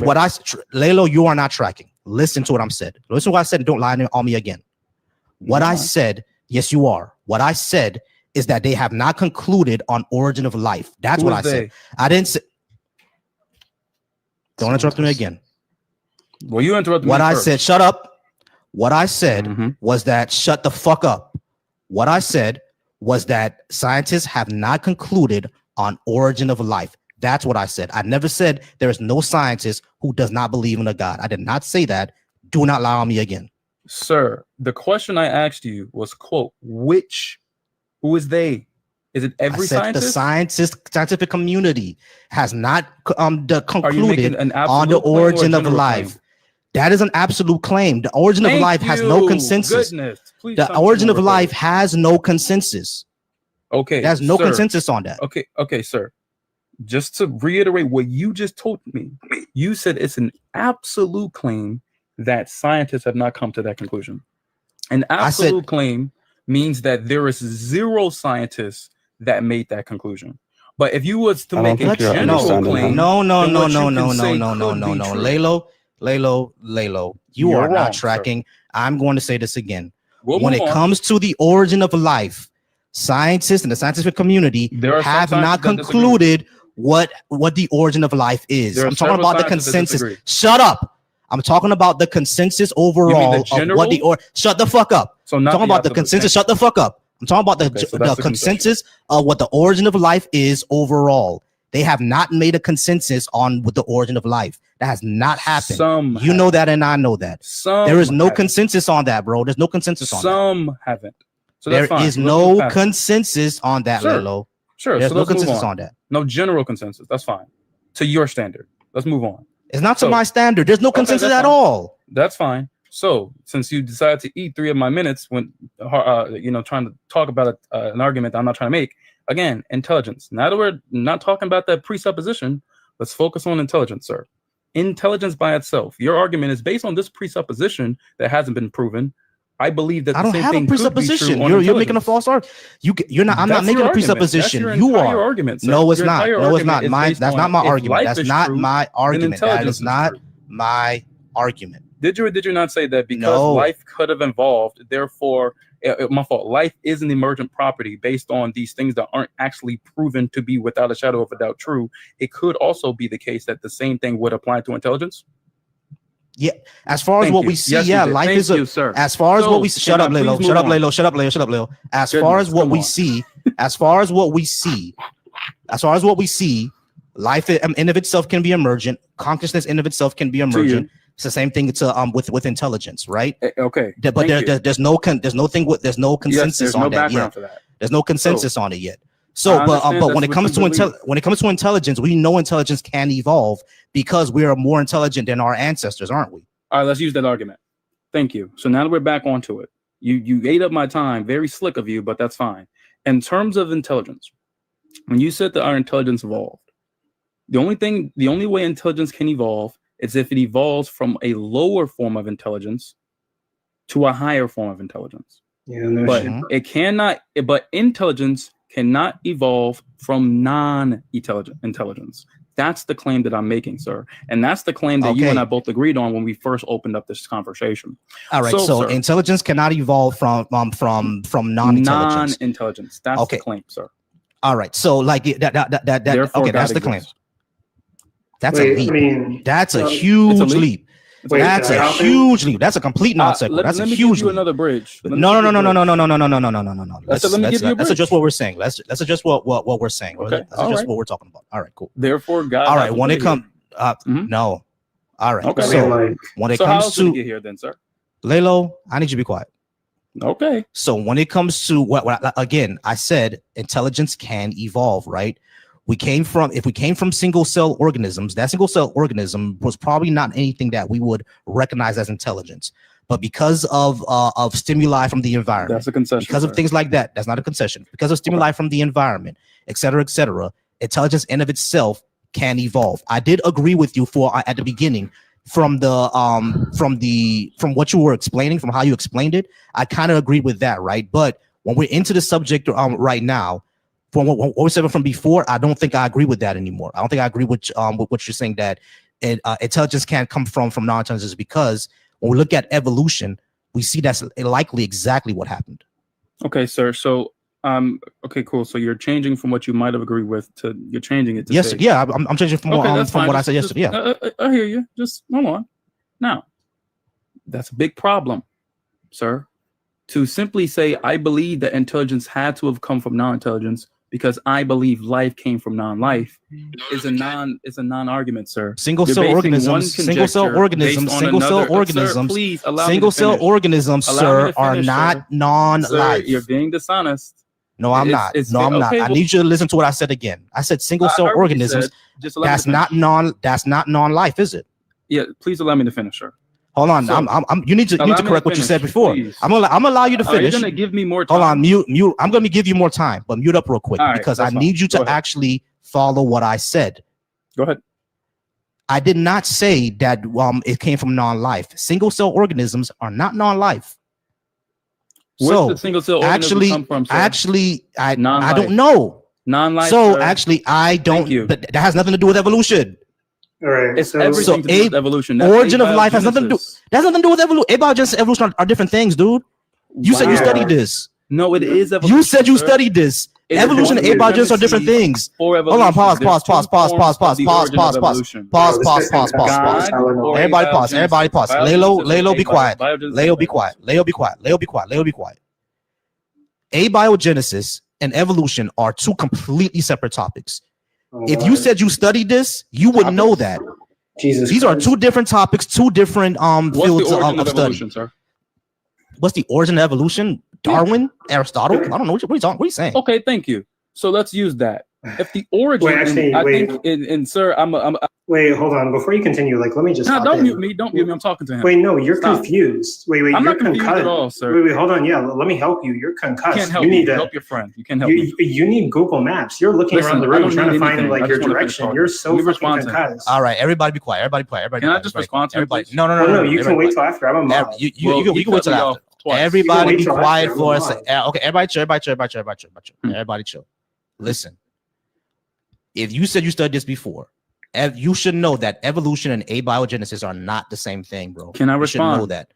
No, don't respond yet. No, you're not gonna respond. Okay, because that's wrong. You should know. You should know. That's not wrong. You want me to Google it? It's not wrong. Evolution and abiogenesis are not the same thing. Okay, so here's the claim that I'm making to help you understand, because you're strawmanning me every time you don't allow me to elaborate. Again. Number one, you straw man me first, because I didn't say life from non-life. That's not what I said. Sir. So you need to correct what I said. Yeah. Before we hold on, let's make it clear. I'm gonna let you finish. Let's make it clear. All right. Let's make everything clear. All right. So when it comes to the beginning of this conversation, you said that you do agree that intelligence can't come from non-intelligence. I said yes, but I'm changing my mind now, because now I understand where you're getting at. So I kind of disagree with that. I think intelligence can evolve because the single cell organisms that we evolved from, they probably weren't something that we would describe as intelligence today, but we do have intelligence now. So it shows that intelligence can evolve from interactions with stimuli from the environment, right? So that would mean that if intelligence can evolve, then intelligence can come from non-intelligence, depending on what we're talking about. That's what I would say. That's clear. Go ahead, Leo. Goodness gracious. Now, again, Leo, I'm going to interrupt you one more time. I'm going to interrupt you one more time before I let you go. I'm going to interrupt you one more time. I'm going to interrupt you one more time before I let you go. Hold on. Before I let you go, I'm going to interrupt you one more time. Stop with the snarkiness, please. Because I want us to chill, bring the volume down, so us have a conversation. So stop with the snarkiness. Don't do that shit again, bro. Because I'm trying to bring our conversation temperature down. That's why I said stop with the snarkiness.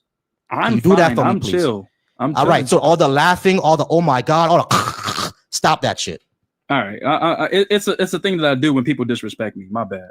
So anyway, the reason why I interrupt you because you disrespected me. So stop with the snarkiness. Yes, you did. I said stop with the snarkiness. I apologize. Because okay, cool. I apologize. Go ahead. So to continue, again, there are two possible origins for the explanation of evolution. Evolution is what? Change over time. Essentially, that's the most basic definition. But how do we get to this change over time that turns into all these different species of animal that we see today? Either abiogenesis, which is life came from non-life, or biogenesis, which is that life can only come from life. So those are the two ways that we would get to, or however way you want to understand evolution, either through an abiogenesis lens or through a biogenesis lens. Some people believe God made or caused evolution. Some people believe God did not have anything to do with evolution because he doesn't exist. Those are the two ways evolution exists. And so because you, sir, don't believe in God, this would mean that you would have to take on the view of abiogenesis, unless you are an agnostic, in which case, even if you are an agnostic, you still don't believe in a God. So you would default to an abiogenesis point of view, except you're just not sure of it. That's all. That's all I was saying, sir. So okay, cool. So when it comes to that, right? Even I could still be an atheist because biogenesis, biogenesis. I could still be an agnostic atheist, right? Because I'm already an agnostic atheist. Yes, you can, sir. Hold on. I'm already an agnostic atheist. I said I don't believe in a God. I never said that God absolutely doesn't exist. Exactly. Right. That's not what I said. So when it comes to like something like biogenesis, right? Like life coming from life, there's like how what you said, it could that could still be the case, right? But I just don't have a lot of information on hand about that. That's a fairly new concept to me. I heard about it probably last week. You know what I mean? So I'm not going to argue with you on that point. But when it comes to biogenesis, that seems to have more evidence behind it. So now to get to your point, because I'm not strictly sure on what you mean, what would be the issue with biogenesis in my position? Got you. So abiogenesis, again, is that life came from non-life. The problem with that is that within the laws of the universe, right, it would violate what is necessary for the law of data transference, which is that there needs to be some catalyst existing in order to produce what we have today that can't occur on its own.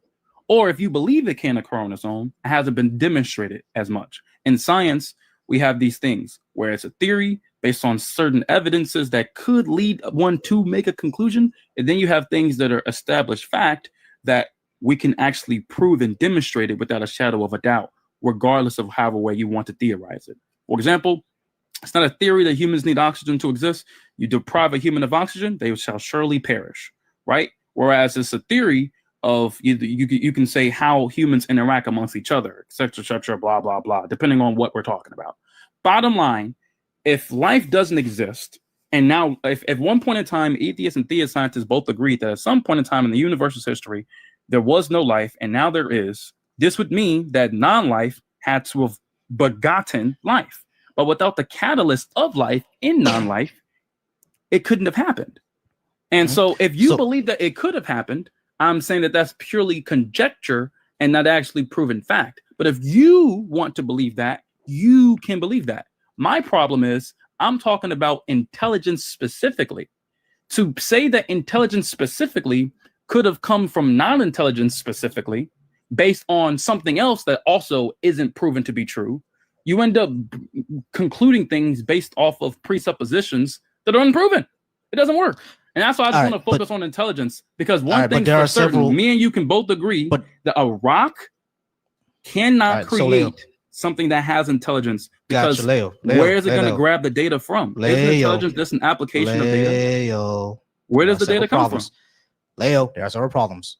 Number one, when it comes to abiogenesis, right? One of the most famous experiments is the Miller-Urey experiment, where they actually did have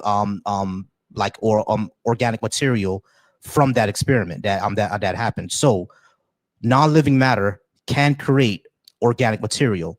That's and that organic material, organic material can start prebiotics and start prebiotic synthesis, protocells, et cetera, become complex life, amino acids, all those type of things. Hold on. What do you mean you can't do any of that? Your buddy, the guy who interrupted, the one with the watermelon emoji, he's even admitted that the Miller experiment does not prove necessarily life, but it gives someone a glimpse into what could be.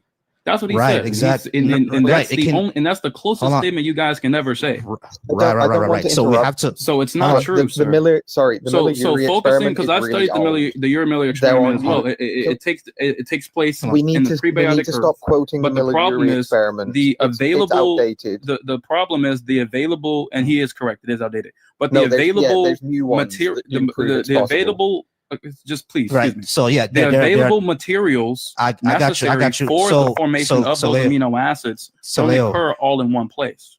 Right, but they were occurring on early Earth, weren't they? Not all in the same area. Of course, not all in the same area. But no one claims that. Sir. Well, that's not a problem. That's not a problem. That's not a problem. That's not a problem, because no one says that abiogenesis happened in one area. Do they? So I think you misunderstand. So saying, I do misunderstand what you're saying, because like what because the materials to make organic material from what's shown in that experiment, you said that temperature temperature, everything like that, deep ocean vents, all that good stuff. Two right? different temperatures. Of course. Okay. Hold on. Listen. So when we're talking about all these things, right, in prehistoric Earth, right, in early Earth, all those materials did exist on the Earth. Did they not? Yes, but not in the same spot. What does that mean? What does that mean? I'll tell you what that means. Sir. So do you mean like a geographical area? What does that mean? Yes, because of course, literally what I mean. But no one says that. Wait, no one says that this happened all in one area. No one says that. Sir, let me. What I'm saying is that this is pointless, because no one says that it all exists in one area. It's wrong. You think you know, and I'm glad you believe what you believe, but I want to explain to you why I'm saying what I'm saying to you. Nothing I say is I don't have an explanation for. So when we're talking about the amino acids, the Miller experiment proves that based on these set of circumstances, if they were to have occurred, they simulate the situation, right? And boom, they create amino acids. Albeit it proves intelligence, because they needed intelligence to even do the experiment. But nonetheless, let's just say that it happened naturally, even though we've never observed it happen naturally. We always had to intelligently put the nation together, which proves intelligence. Lalo, can I just quickly explain please, to you why? Unc, stop. Please, sir, Unc, stop, please.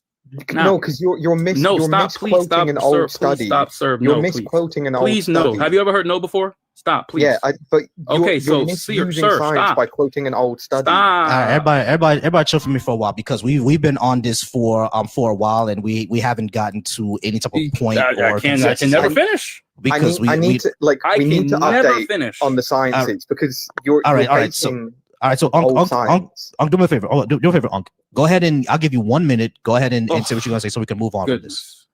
Oh God. Go ahead. Okay, so we are still testing abiogenesis. One of the main issues we have with abiogenesis is scale of size and scale of time. The oceans were huge, and it happened over a large expanse of time. It is relatively commonly agreed upon that the protocell type things, like the early precursors to the protocells, occurred in different oceans under different temperatures, different climates, different environments, and then the currents brought them together in one spot. They didn't occur in the same spot, but they were brought together. That's one. We have experiments such as the Zambrano experiment from 2024, where they were able to, it's called chemically driven division of protocells by membrane budding.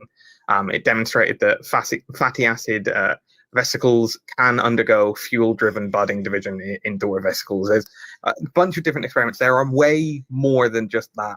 But to say it quickly, the Miller-Urey experiment is highly outdated and is not the most current experiment for creating the protocells or the early necessarily required elements of early life.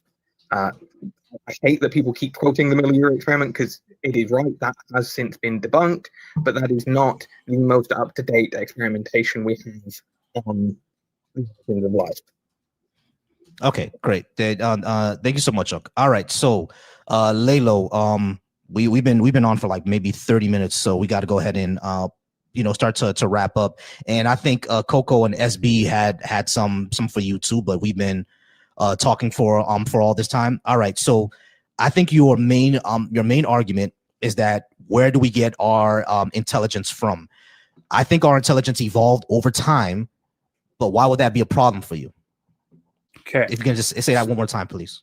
Yeah, I got you. So I won't touch on the Miller thing again. I think we'll just move past that. So again, intelligence, right? You believe that intelligence can evolve, but you gave a qualifier. Just to clarify for me, that qualifier was based on how you define intelligence, correct? Yeah, based on how you define intelligence. Okay, so this is how I'm defining intelligence. The ability to acquire and apply and retain knowledge / information, right? Mm-hmm. And have conscious or subconscious capability. Mm-hmm. Can we agree to this? So just said God is intelligent too? Right. So hold on, SB. I like that you added conscious and subconscious experiments, because like the first half of your definition would include bacteria, but the second half of your definition, conscious and subconscious experience, yeah, maybe we can get on that just for the sake of the because obviously, if you simply are able to react to something, a person could say, yes, this is them applying information, even though that's not the same type of information. That's why I use the term knowledge, right? Knowledge is very important because knowledge implies what we're talking about, the consciousness or the subconscious realm. So that's why I use the term knowledge, but I also do an information because it's the type of information, technically speaking. So I've tried to provide a holistic definition. Do you agree to it? Yeah. That's how science defines intelligence when differentiating between intelligent life and non-intelligent life, right? Yeah, such as the plant versus the animal. That's literally what separates us from things that are exactly. Thank you very much for that. So now that we have an understanding of how scientists, generally atheists and theist scientists, both agree on what intelligence is, that's what I gave you. Can something without that capacity or faculty, can something without the faculties of intelligence beget something with the faculties of intelligence? Sure. Who says sure? I didn't see your lips move. Coco said, Coco said sure. My answer is a lot more complex. Really depends. What does it depend on, sir? Because I think it's obvious. It's not obvious because again, single cell organisms. Yeah, I mean, all the way up they until don't have now. Intelligence. So yeah, they didn't have intelligence, but those single, as we evolved, it wouldn't. As we evolved over time, we see that we now have intelligence, right? So it doesn't really disprove it. That's a presupposition. That's why I said no. It's not. Evolution is not a presupposition. No. What I'm saying, what you just said, is a presupposition. What but it's you not just, because I'm describing.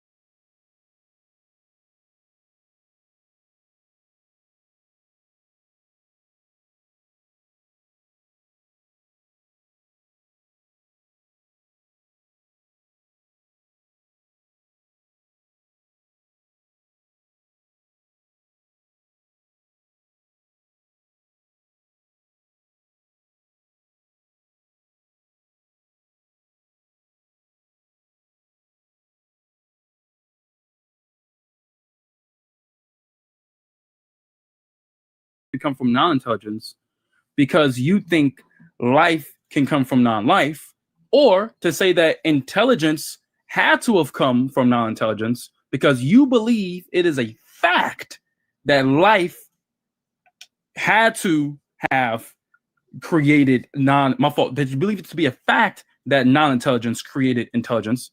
Yeah, it's a presuppositional claim, sir, no matter which way you slice that cake. If you don't believe in abiogenesis, right, then you don't really have much of an argument. But if you do believe in abiogenesis, right, then it's all based off of that conjecture. And even if you the reason why this is not a presuppositional claim is because again if the model of evolution, if the model of evolution is correct, that we evolved from single cell organisms, so it's a and that single cell organism is not a presupposition. You just said if it is correct. Exactly. I have to do that for the sake of hey Lalo. Hold on, SB. Hey Lalo, this is a discussion and we have to use that type of language, right? I do think it's a fact that we evolve in single cell organisms. So we evolve from single cell organism. Yes, there is evidence that we evolve from single cell organisms. Literally, all of evolution is based on that. That's not a claim. No, that's not what I was about to say. That's not what I was about to say. I said, is all right. So then you need to listen. I am listening. You're not listening to me. No, you're not listening to me. Let me finish my statement first. Non-intelligence created intelligence. Go ahead. All right, we're gonna go ahead and move on, bro, because we're really not getting anywhere. We're really not getting anywhere. I'm sorry, I couldn't let you guys get into it, but we were really not getting anywhere with this. All right. Who's next? Waco is not next. Jeffy gonna be after him. Stallion, how's it going? Are you at least 18?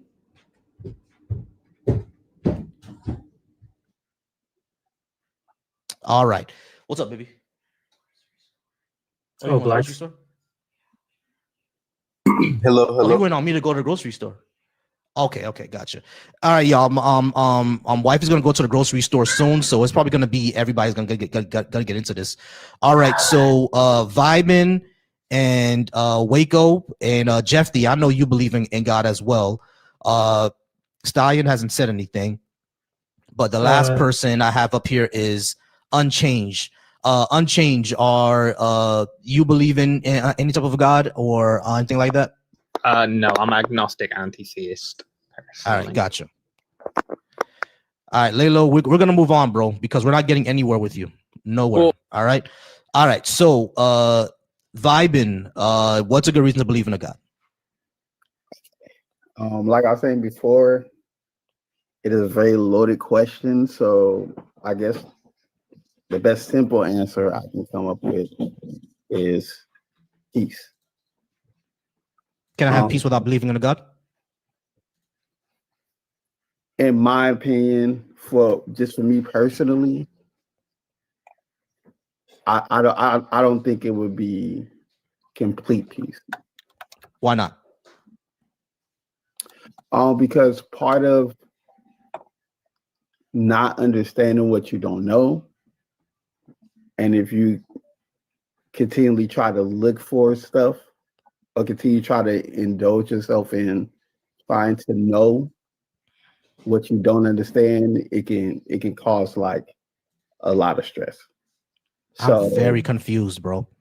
Yeah, could I respond to this one maybe, or go ahead? So yeah, I would just disagree with that. I mean, like, everyone's gonna have like their subjective version of like what peace is. And like you're saying, like Christianity can provide some peace. I mean, like, sure, maybe that's the case. Maybe you might cite some study that people who pray have like, you know, better mental health or something. But I mean, there's literally a bunch of people who Christianity has literally caused like tons of the opposite of peace. I would be like one of them. So like a very common thing in the atheist community is people who leave Christianity, people who are even part of Christianity even are afraid of going to hell. You know, Catholicism has done a good job in like, you know, indoctrinating kids with the Dante's Inferno inspired version of hell. And lots of people like have fears over that and do not have peace. There are people who are active Christians who don't have peace. There are people who left Christianity who don't have peace. And I mean, again, everybody has a different version of peace. There are plenty of atheists who don't believe in Christianity who have peace. There's people who believe in Norse pagan gods who have peace. There are people who believe in Egyptian gods, Greek gods, Mesopotamian gods who have peace. Native Americans have their own gods. They have peace. So, I mean, really, whether it's good enough to your standard or better or worse, like, it's just going to be subjective. I don't see this as like a significant point. Yeah, I was gonna say the same thing, like because like when I was kind of confused because when you said that you don't think that it's true peace or anything like that, I was very confused because you're talking about, you know, looking for something else, and I'm not looking for anything. I have peace in the fact that, you know, my bills is paid, my wife is happy, my family is healthy. That's what I have peace in. I don't. What am I looking for? Okay, so I was under the impression. So let me just ask. So, is this something that you are curious about, as far as like somebody giving you a good reason to believe in a God? Yeah, sure. It's something I'm curious about. I like having these discussions. Okay, so this is a discussion that you're interested in, that you like. Okay, so what I personally think is happening now, or what gave you the idea to even like have this, you know, discussion? Number one, because it affects our society. Because a lot of people who believe in God start to make policies or treat people a certain way because of that belief. So it has a massive effect on our society. And number two, there are people who look like us, you know, Black folks that are automatically assumed to be some sort of religion, either Christian or Muslim, and anyone outside of that are treated a certain way or are you know assumed to have issues or problems, even mental health issues and mental problems. So because of that, and I want to normalize us, this is what I talk about. Not only that, I want people to think critically about what their beliefs are. Okay, got it. Yeah, that's the only reason I can think of, and the reason why, because like you said, like I don't know if this discussion can get personal, because all I have is like what I personally experienced. So is it okay if I give an example? No, we don't do personal testimony. Got it. Okay. Yeah, but the thing is, like, I understand that it gives you peace, right? But The thing is, if we can have peace without it, then it's not really a good reason. That's the matter of fact. What you just said is one of the reasons why I talk about this, is because I've heard from what you said from a lot of people, especially in the Black church, where this is what gives you peace and understanding, et cetera, et cetera. But it's like, have you ever thought if you can have peace without it? Now, if you personally can't, then you personally can't. I get that. I think that you're stronger than that, in my opinion.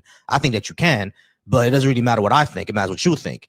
And if you think that you can't have it without it, then I'm not going to take it away from you. Yeah, I mean, we're not going to try. But I just want you to really think critically about it, that there are people who can have peace without that, right? So it's not really necessary for you to have inner peace. Yeah, I would agree with that. I would. I'm just saying for me, because I can't speak for anybody else, because like the other guy was saying, there's Egyptian gods, there's these other gods or whatever, which that's another thing that I understand. So that was just my own. That was the only reason that I can say, just for me. So okay, cool, yeah. Not a problem. All right, Waco, how's it? I keep calling you Waco. That's the wrong word. You just called me Flexo, brother. Flexo. All right, Flexo. Flexo, what is a good reason to believe in a God, in your opinion?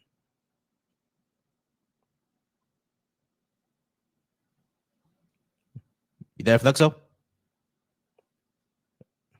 Did he get a call? I'm lagging, brother. My fault. I'm lagging. I would say life in of itself is a very, very good, strong point for there being a God. And let me elaborate. So we know that life cannot come from non-life, and before life there was nothing. If you do believe in the Big Bang, I'm not sure if you believe in, what I'm saying, the universe was always here. Well, what I'm saying, stars are not living. They blow up, and what I'm saying, they contract the living things like planets and other things, but life does not predate non-life. You know what I'm saying? So there has to have been something that has created that life, because without it, we are kind of stuck in, what I'm saying, a conundrum where, okay, where did everything come from?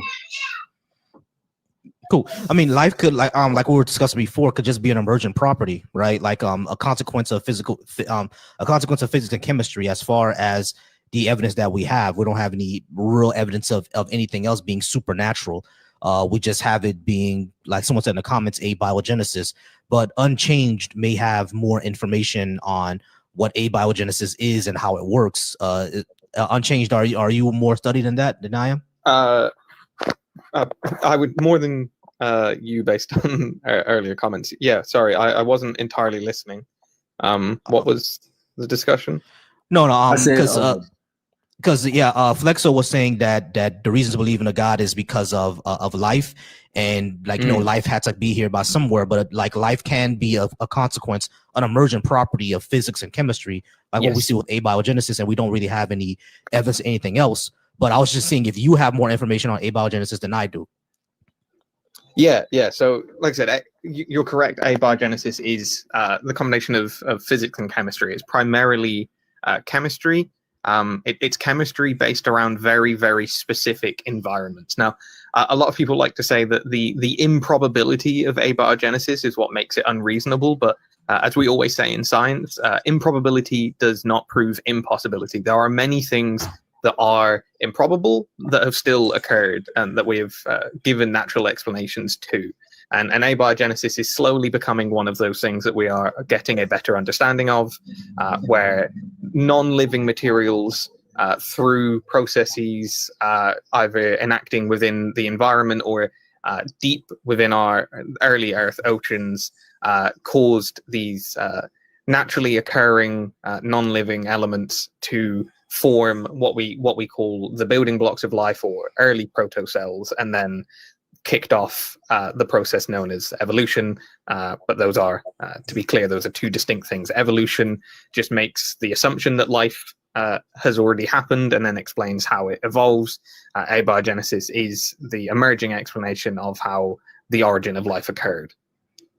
Right. So when it comes to life itself, Flexo, there are scientific explanations for it that don't require something supernatural. one thing that I've always said is that anything that we know about our universe, you know, when it comes to anything that you can name about our universe, from storms to earthquakes to why gravity is the way it is, none of it has ever had a supernatural explanation. It's always been a natural explanation.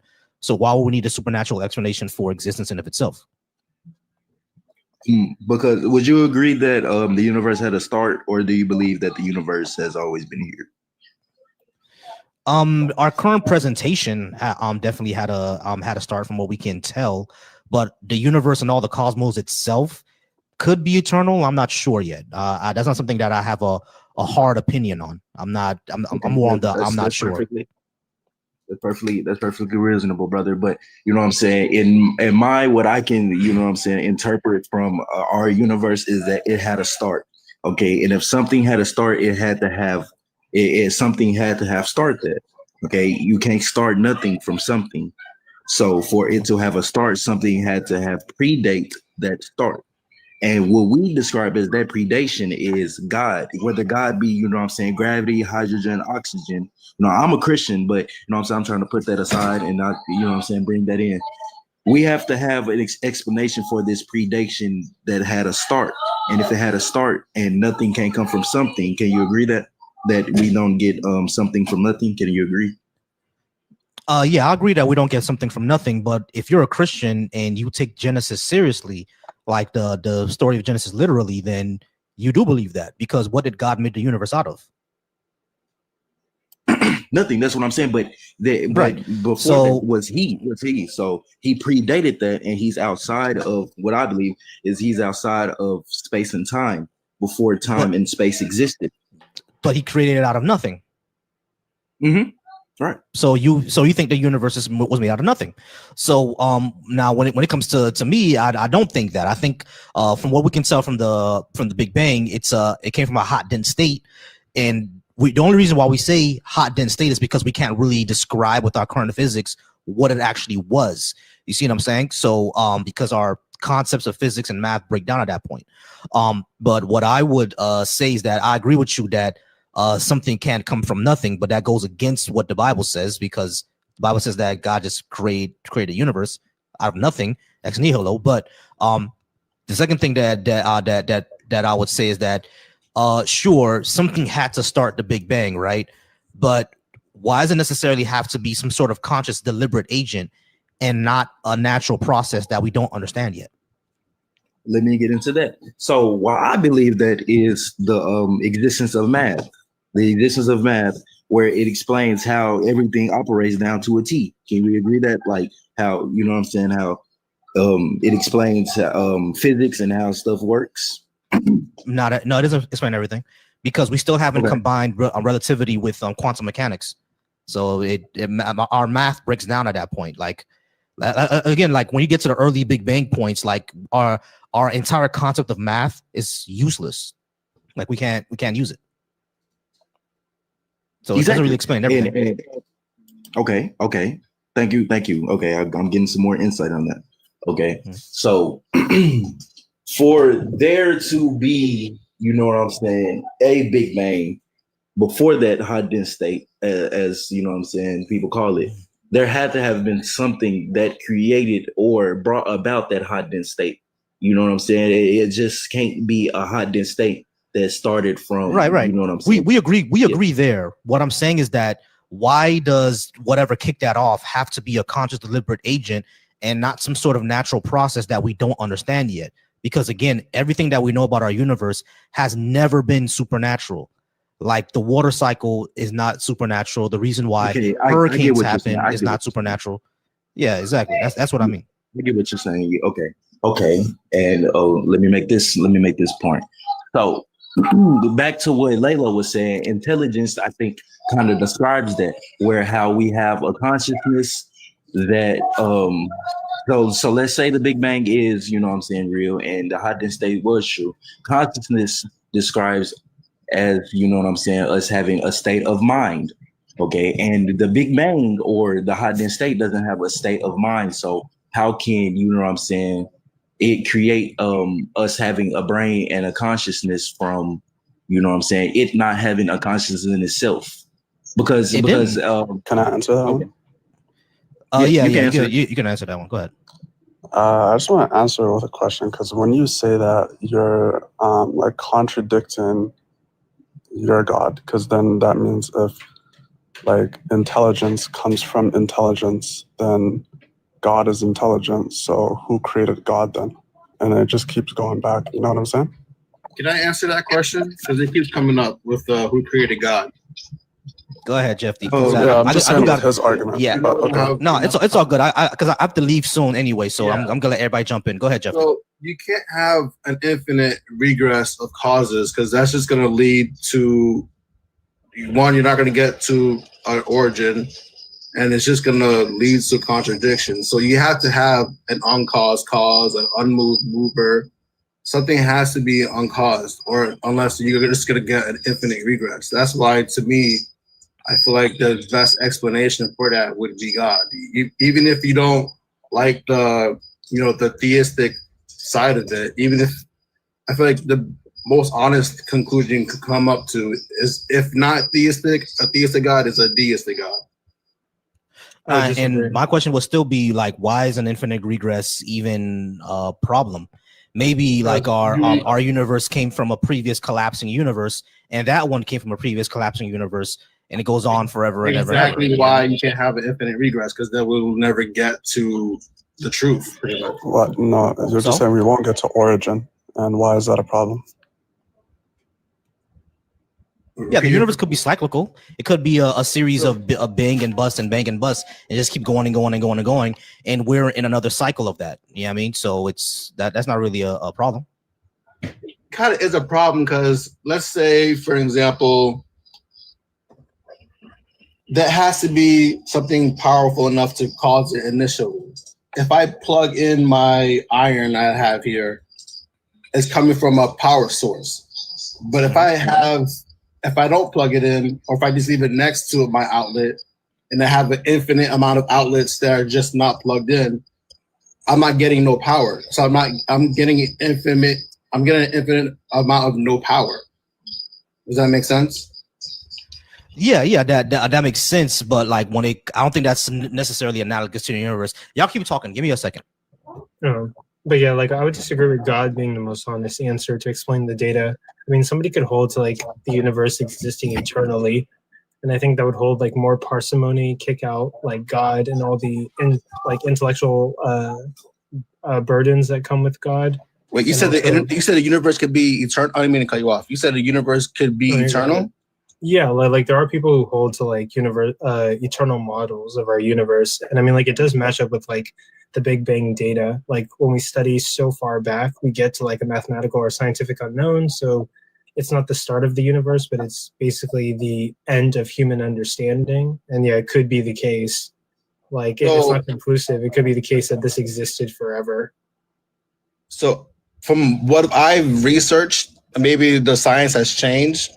But I think the last time I looked it up was maybe 2 years ago, or since 2024. The second law of thermodynamics. Are you guys familiar with that? Isn't it energy or matter can't be created or destroyed? So yeah. So like that would work. That's not the second law of thermodynamics. It's pretty much saying that the universe is like we're running out of energy. Entropy is constantly increasing. Yeah, exactly. So we know that the universe that's how we know that the universe had a beginning. Actually, it's not. So, have you ever heard of the Big Bounce model? No, I haven't heard of that one. Okay, so the Big Bounce model. So this is a recent development regarding the study of dark energy. It's to do with how when the entropy reaches a certain point and energy is so greatly dispersed, dark energy and gravity will be able to enact their forces upon the energy within the universe and cause the universe to begin to contract. Okay. That is what is known as the bounce. And then it will contract back into a singularity and then cause another Big Bang. That is what we call a cyclical universe model. Okay, so what I'm saying, even with that,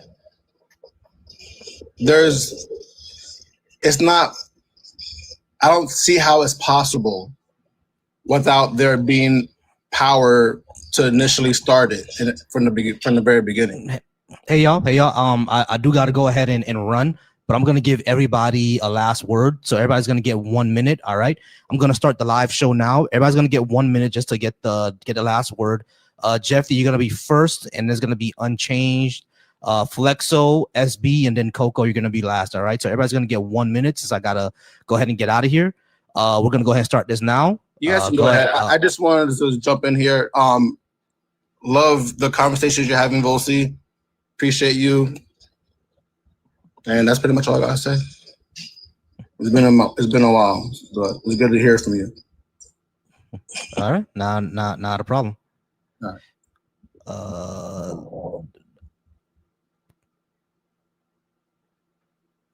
There we go. Go ahead, Unchanged. Yeah, so I'll clarify.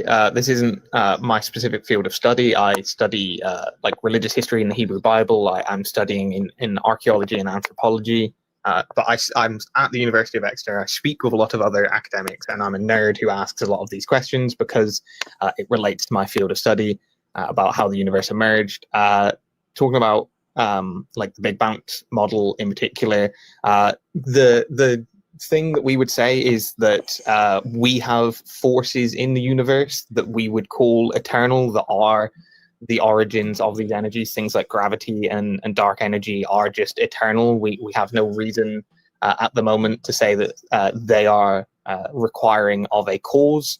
And so that is why we don't grant the necessity of a cause to cause these forces to enact upon anything. Gotcha. Your turn, Flexo. I just want to say, God bless everybody. Thank you for having me on, brother. Thank you for, letting us have meaningful, deep conversations and having it in order. I want to tell everybody, from I believe Jesus Christ loves you. Just look and, research in what you believe in, and, don't blindly just believe it. Just really research, really think, have, critical thinking, and use logic to come to the best, reasonable explanation for what you believe in. And I just want to say, God bless everybody. Jesus loves you. And yeah, just everybody have a good day.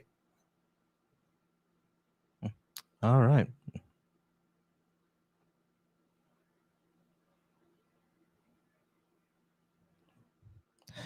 Go ahead, SB. Yeah, I don't really have much to say now towards the end, but it was a good platform to have these types of conversations. I was just wondering like how often these happen and like what times, because this is my first time joining this. Oh yeah, these usually happen Thursday through Sunday. Thursday and Friday I go on from 6:30 till about 9, and Saturday and Sunday they happen from about 3:30 till about now. But me and my lady got to go grocery shopping. I would have had it longer, but we got to go, so that's why. So definitely what time zone? My bad, because I'm Eastern. Not from the States. Okay, appreciate it. Yeah, thank you. No problem. New York time, basically. Appreciate you being here, SB. All right, and go ahead, Coco. You're last. Yo. So shout out Volsi's live streams. I think Volsi's like really awesome. He's doing amazing work. I love the effort, the Black Atheist Coalition channel that I post onto. I guess my final statement to everybody is just, engage in skepticism. I think all of us are trying to find the truth. I'm trying to find the truth. I'm open-minded to a God existing, but I'm not compelled to believe that God exists for several reasons, whether it's Bible contradictions or what's said in the Bible or a problem of evil, and the fact that God is very hidden and he doesn't do anything to prevent evils, such as what we recently have witnessed, all of the events mentioned in the E-files, if you know what I'm talking about. But just be open-minded, be skeptical, seek out the truth. And I'm trying to see if the Christian God exists. I wish he would have been a better father for everybody. But yeah, the Christian God seems to be kind of dickish. Christian guys, you got to dig this. All right, so I'm gonna go ahead and have this for the last one. Yeah, I do appreciate y'all being here. I appreciate y'all for joining this live. Yeah, I do like to have these type of discussions. I don't like cutting people off. And when I see that conversation is not getting anywhere, it's getting too snarky, we're just trying to hit each other with zingers, I try to calm the temperature down. But if it just gets to a point where we're just going in circles and we don't get anywhere, I'm just going to go ahead and move on because it's just not worth it at that point. I do appreciate, like I said, I do appreciate y'all, everybody being here. Love you all. I think you can have love, peace, drive, all that without necessarily believing in a Jesus. Hey, Michaela, you're already late. I gotta go. Me and wifey gotta do grocery shopping, and we already late. So, once again, y'all, I appreciate y'all. The last thing I always say for just for on a masculinity type of thing, on a appreciation type of thing, y'all, what I always say is that every man should be secure, affectionate, wise, flexible, and thoughtful, which means that we should all be soft. Be soft, y'all. Appreciate y'all. Love y'all.